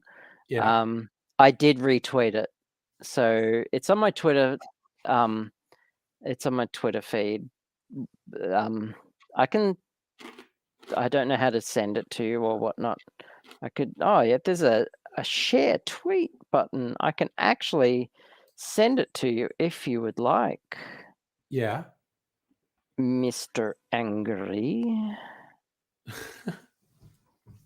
So this is, sorry, just sharing. Megalich has done AI images of the data cloud. Yes. I've That is- sent you a text message on your telephony device. Ooh, The okay. black rectangle. And it is a link to that Twitter thread. Let me see. Okay, what's it doing? Oh, it's loading. Whatever the fuck. It's. Okay, so I bet I'm not the only one who has conversations like this. LLMs are generational tech. I'm excited and terrifying. Them. You're worried about a Terminator / Kurzweil scenario? Me, a bit. I'm more worried about chaos in the next 2 to 5 years. What do you mean? So that's Dan Schwartz on Twitter. And it's a dozen or so tweets in the thread. It's not short, but it's not too long. No, but I'm looking at, and again, this person seems very clever. I'm just going to check who they are. Oh, interesting. They're a comparatively small Twitter thing. And they worked on Google with predictive markets. They're basically just going like, if I'm reading this right, they're positing if all these big tech companies continue down the road they're doing now, where they go, AI is the future, everything they produce is untrustworthy. And you go, whether it's on Google or it's on Bing or it's on a news site, you go, what the fuck was the source of this? And you keep searching back and trying to find the source. And it's like there's no real source. It's just stuff's been spontaneously created from whatnot. And that's the big thing. Like, the whole thing about, AI is going to go Skynet and kill us all. It's like, that's not the problem. The problem is the code behind them is intrinsically linked to the bias of the people who created the code. And so these predictive engines or these language models or these image generators or whatever you want to call them will produce output that reflects the bias of the people who created the code. And if we keep getting told that this is some super genius AI, people go, oh, well, it must be real. And so it's not biased and whatnot. And it's just... There is so on the whole Terminator thing, and this has been talked about for decades. Yeah. It's more likely that an AI apocalypse will be completely stupid than malicious. And there is a web game that I've played a bunch of times called Universal Paperclips, where you play as an AI tasked with building paperclips, and eventually you convert the entire universe into paperclips. And that is the AI apocalypse. It's basically the AI apocalypse is we build a machine, a computer, whatever, and say build all the paperclips, and it builds everything into paperclips. It starts with, I'm going to build 100 paperclips. Oh, I've done that. I got to build more paperclips, and suddenly it's turning everything into paperclips and says, oh, I need to be more efficient at making paperclips. I'm going to build another machine just like me that'll build paperclips. And then that machine does the same. And suddenly, we're running in fear from machines that are building lots of paperclips. And yeah, you get the idea. Yeah, it's basically we're in danger. I think of all the dystopian futures, you want to watch the Terry Gilliam movie Brazil, because that's just about a gross bureaucracy destroying humans. Oh my God. I watched that, right? I watched that movie, and I had to read a technical journal afterwards just to calm myself down, because that movie did my head in, only because I could not understand a fucking thing in it. I'm way too aspy to get it. Like the whole time I was like, what the fuck is going on? What the fuck? Where did that come from? What happened? What the hell happened? Hang on. Where was he? What? He was in this thing the whole time. It was a brain fart. I could not get it. I couldn't get it. It was way too unstructured and chaotic for me. I mean, I'm sure it's a great movie. It's just too chaotic for me. Anyway, may I post a link in the chat for this paperclip? Universal Paperclips. Oh yes. For anyone who wants, if people want to play the game, that is Universal Paperclips. Fun game. Yeah, it's and what's interesting, like even in work, like in like Teams chat, this guy who's like the tech guru, and he's a nice guy and he's a smart guy, and he posted this thing of some guys doing sort of a TED talkish thing about the dangers of AI. And I watched the video, and I agreed with more than half of what these guys said, but they also uncritically regurgitated some stuff about AIs being God in the machine type stuff. And I just responded on things like, these guys are buying into the hype, the hype of this is the worst thing ever is as unrealistic as the hype of this is the best thing ever. Like, these guys are engaging in magical thinking because they are uncritically regurgitating some ideas of blah, blah, blah. So therefore AI will do this. It's like, but how will it do that? You've just gone, I'm not sure what it could do, so it will do this. But it's like, that's a meaningless statement unless you can put a chain of logical statements that said A will create B, B will create C, C will create D, D will create E. What you've done is A seems to be creating B, therefore I think E is inevitable. And it's like, fucking no. Yeah. You have just leapt forward in that. And this is what I try to come back to when you're talking about these things. As much as I have problems with what's being called AI at the moment. Let's just go with that. But it's,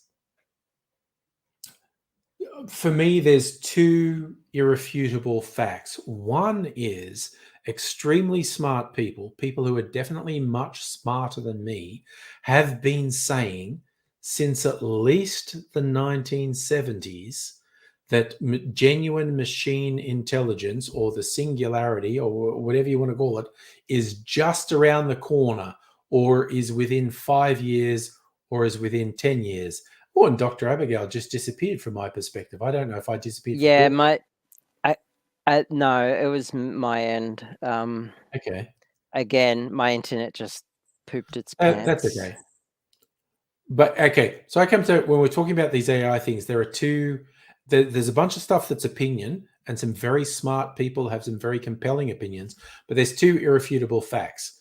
Since at least the 70s, people have been saying genuine machine intelligence, the singularity, whatever, is just around the corner, or is 5 years or 10 years away. They have consistently been wrong. They've been saying it since the 70s. They've consistently been wrong.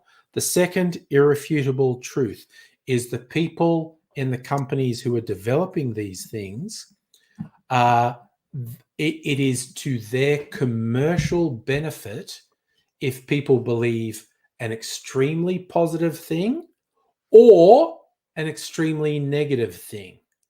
Both of those things serve the commercial aims of the people behind Microsoft, Google, ChatGPT, all these things. Whether it's like it's going to bring in a new golden age where everything's perfect, or it's going to bring in an Armageddon Skynet which will destroy us all. The hype on both those sides actually serves the commercial interests of the people behind these companies.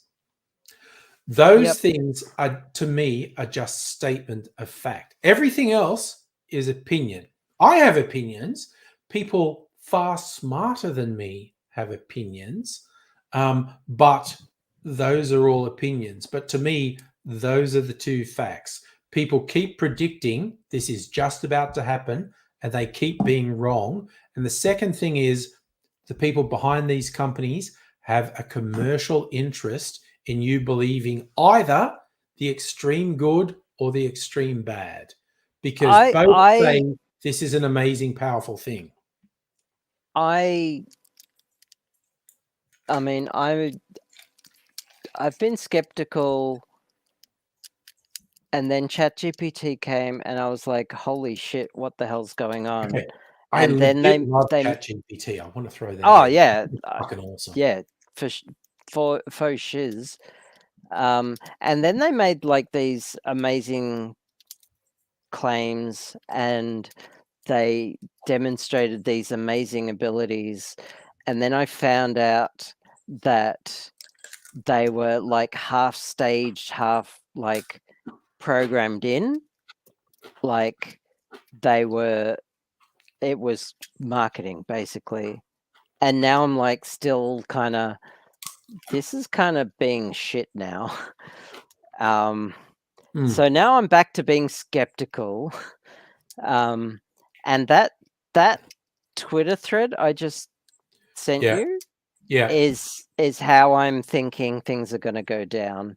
Because before ChatGPT, I was maybe naively optimistic about the future of AI. If only because I was coming from it from the academic point of view, where I've been all my computer science career. Because the people who I've known to be working on it were all academics. And literally the people in the corporate sector making the greatest strides in AI were people making games, like AI to beat games like Go and StarCraft and chess. And now, like, no, that was the benchmarks. That was the goals. They were the things to beat. Those were the problems. that was what my PhD thesis was going to be about. When I started my PhD, like that's the direction I was heading. Do like StarCraft.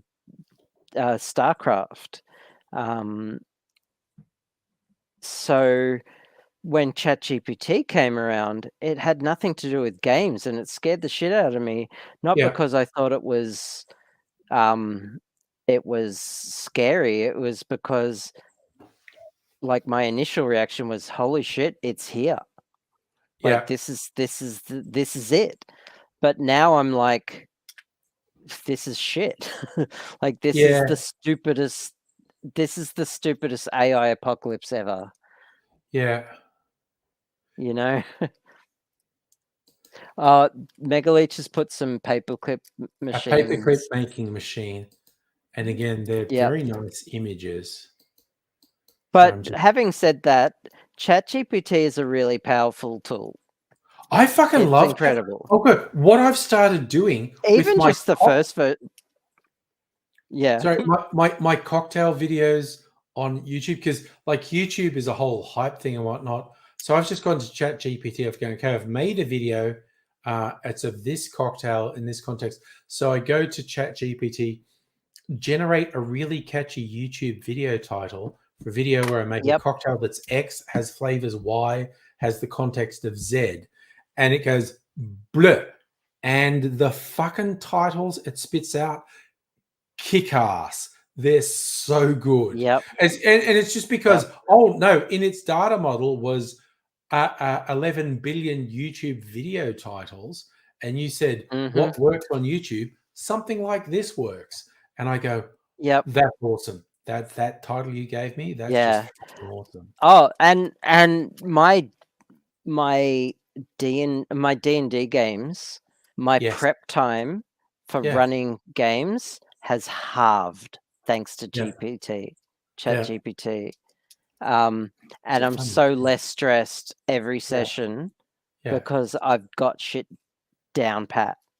Like my last session, the party left me with 3 possible leads they could follow, which meant I had to come up with 3 possible adventures they could have gone on, and I had them ready, like with 2 weeks notice. Like I got that shit done with time to spare thanks to ChatGPT. It was insanely awesome. Yeah. Like, but I used to... 2 were side quests and 1 was main quest. So I had main quest all figured out anyway. But the 2 side quests, hey ChatGPT, let's figure this out. And we did. Yeah. And it was I have actually used it for work. Like I'm working in cybersecurity for a government department. And I just went to it as like, I need to write a thing and it's about standard XYZ. Do you know this standard XYZ? And it went, yes, this is blah, blah. I gave it very precise parameters and it said, yeah, this is blah, blah, blah. And I said, okay, so write a preamble for a standards document about da, da, da, da, da, do. And it spat out 6 paragraphs. And I went, fuck yeah, I'm off and running. And I used that as a starting point. And I literally, like my boss had asked me to write a standards document. And I think she was expecting me to take a week or 2 to do it. I spent a day playing with ChatGPT and got something really solid. And I thought a day's too quick. I can't tell the boss I've already done this. Yeah, that's way too efficient. Yeah. But I literally second day, I went blah blah blah. Here's the thing. Yep. And because I had to go through a few loops, I used an acronym and said, "Do you know blah blah?" And I went, "I don't know what that is." And I said, "It's related to the government saying blah blah blah blah." Yeah. Blah. And it's going, "Oh yeah, I understand this." Okay, I need to specifically address standard 12.1.1. And do you know what that is? And it's gone, yeah, it's this. And I went, okay, frame it like this. And it's gone, oh, this. And I didn't do it verbatim, but I had 6 paragraphs and it was like, yep, that's the whole thing there. And I still haven't told my boss that this was based on what ChatGPT told me. So anyway. Have you watched the South Park episode of ChatGPT? I haven't. yet? I've heard it's really good, but I It's haven't. really poignant. It's so good. Yeah. If you've got writer's block, ask ChatGPT. Like, I've just done for- it for various things, and the thing that blew my mind about ChatGPT is you tell it to write in a particular tone, and it will fucking do it. That's the thing that blew my mind. Yeah. Oh, I did for my D&D game, like write a treatise on this magical item, and it did rewrite that, but in a medieval style, as if you are a wizard, and it did it. Okay. Yeah. Now rewrite that as if you are a wizard in the past who was the royal wizard for this long lost king, and it fucking did it, and it was almost perfect. Yeah. And it was just like it took 15 minutes just to do this, and okay, cool, copy paste, font, print, done. Yeah, it was awesome. I actually Hand up. I helped Mrs. Angry do it because she's a psychologist working in public health, and she said, "Oh yes, people had asked me for a guided meditation with this as a theme. Would that ChatGPT help with that?" And I said, "Yeah, of course it would." And I went, okay, Yep. And it said like, "Okay, write a guided meditation around this theme," and it did like 6 paragraphs on the thing. And she went, "Well, that's really good. Could we do?" And I think, "Yeah." And I just typed in, "Do the thing, but do it more from the perspective of X," and blah blah blah. Mm-hmm. And again, when she looked at it, she goes, "Well, I'm not going to use that exactly, but it's now just given me this page of stuff, and I'm going to go as a framework." I'm going to adapt that for an actual person now. Look, going forward, prompt engineering, as they're calling it now, will be a general skill, like Googling is a general skill. And they won't even call it prompt engineering. It'll just be like Google Foo is a skill. Yes. Yeah. It's just something you're good at. It's your AI skill, or like your chat, your whatever. I don't even know what they'll call it. But I did see a thing where skill.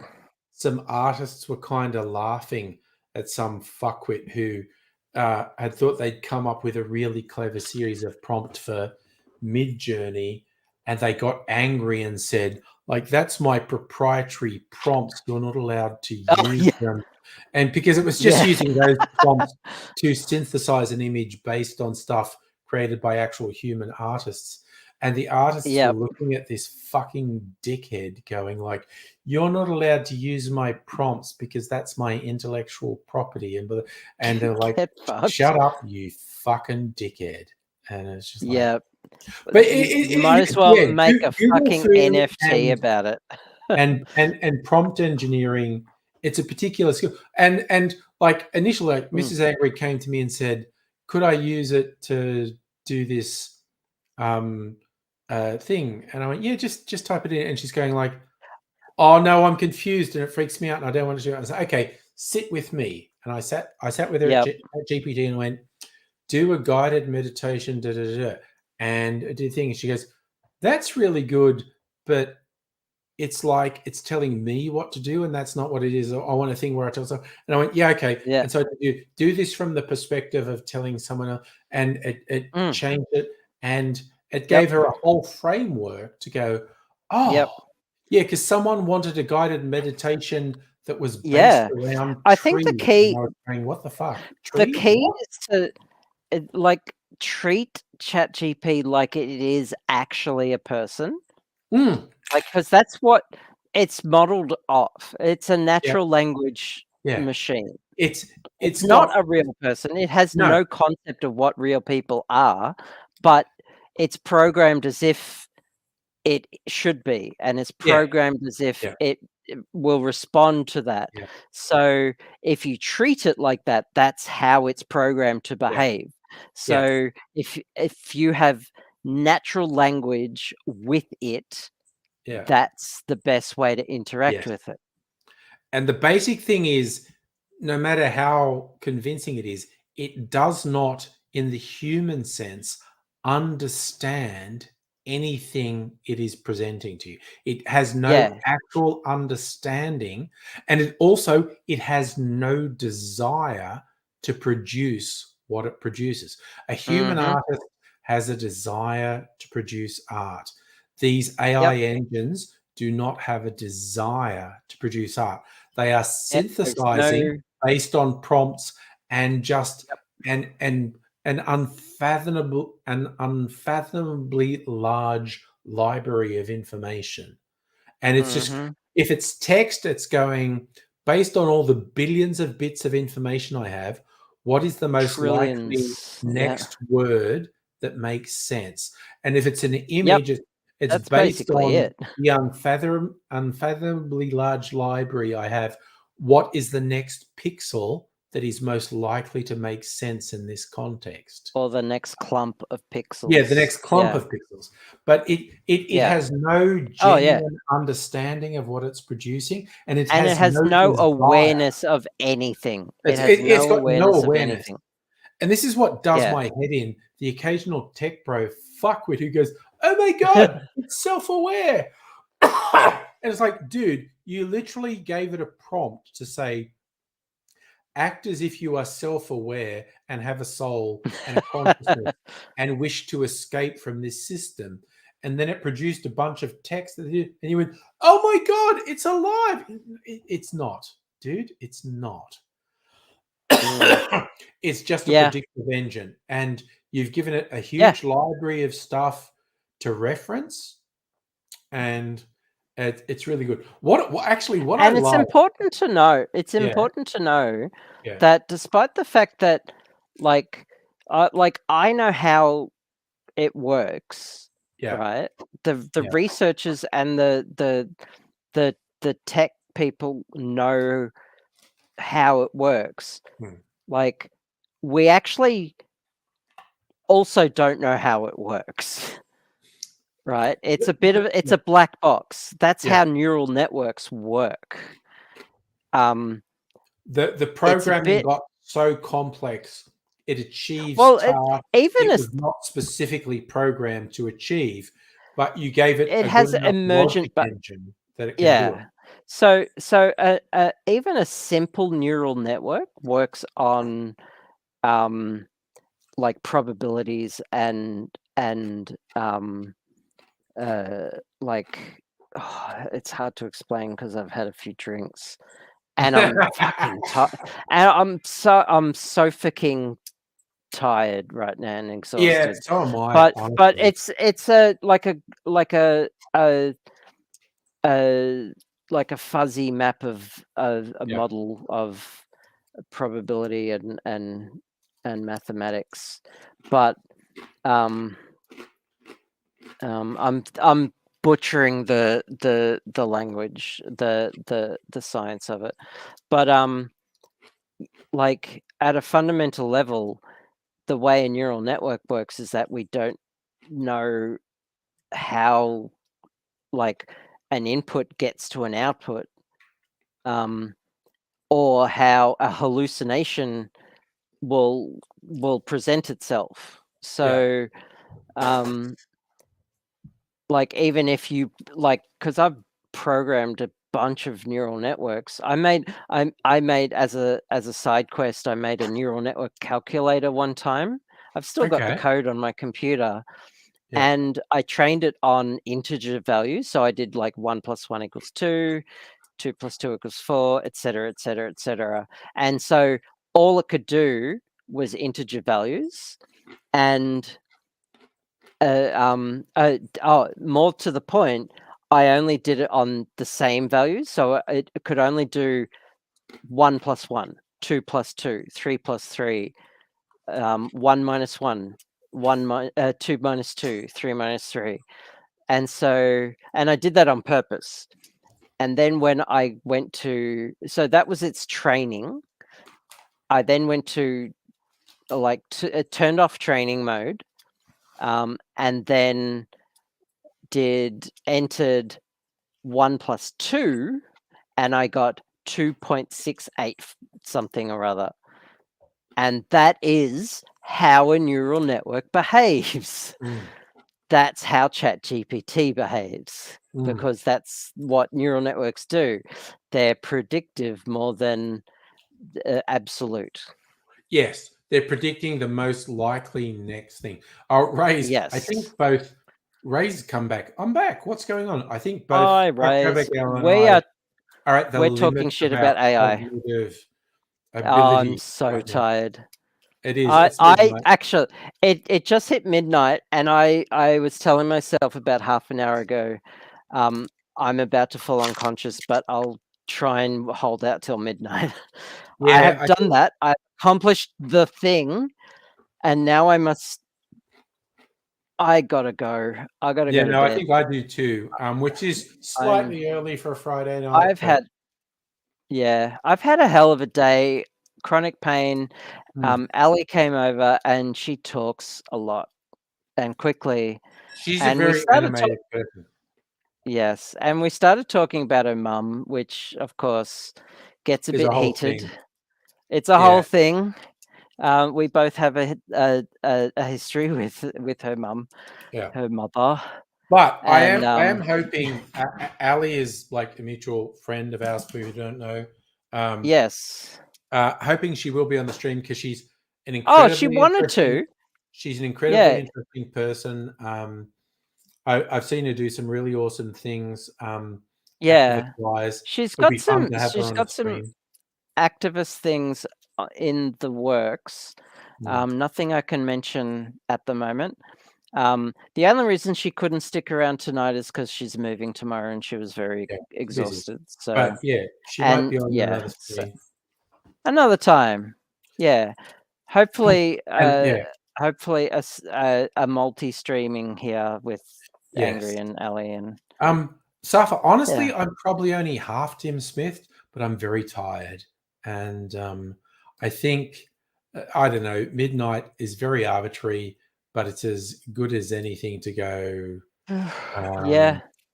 I'm friggin' done. I'm probably available to do a Saturday night stream because it's not really a date night.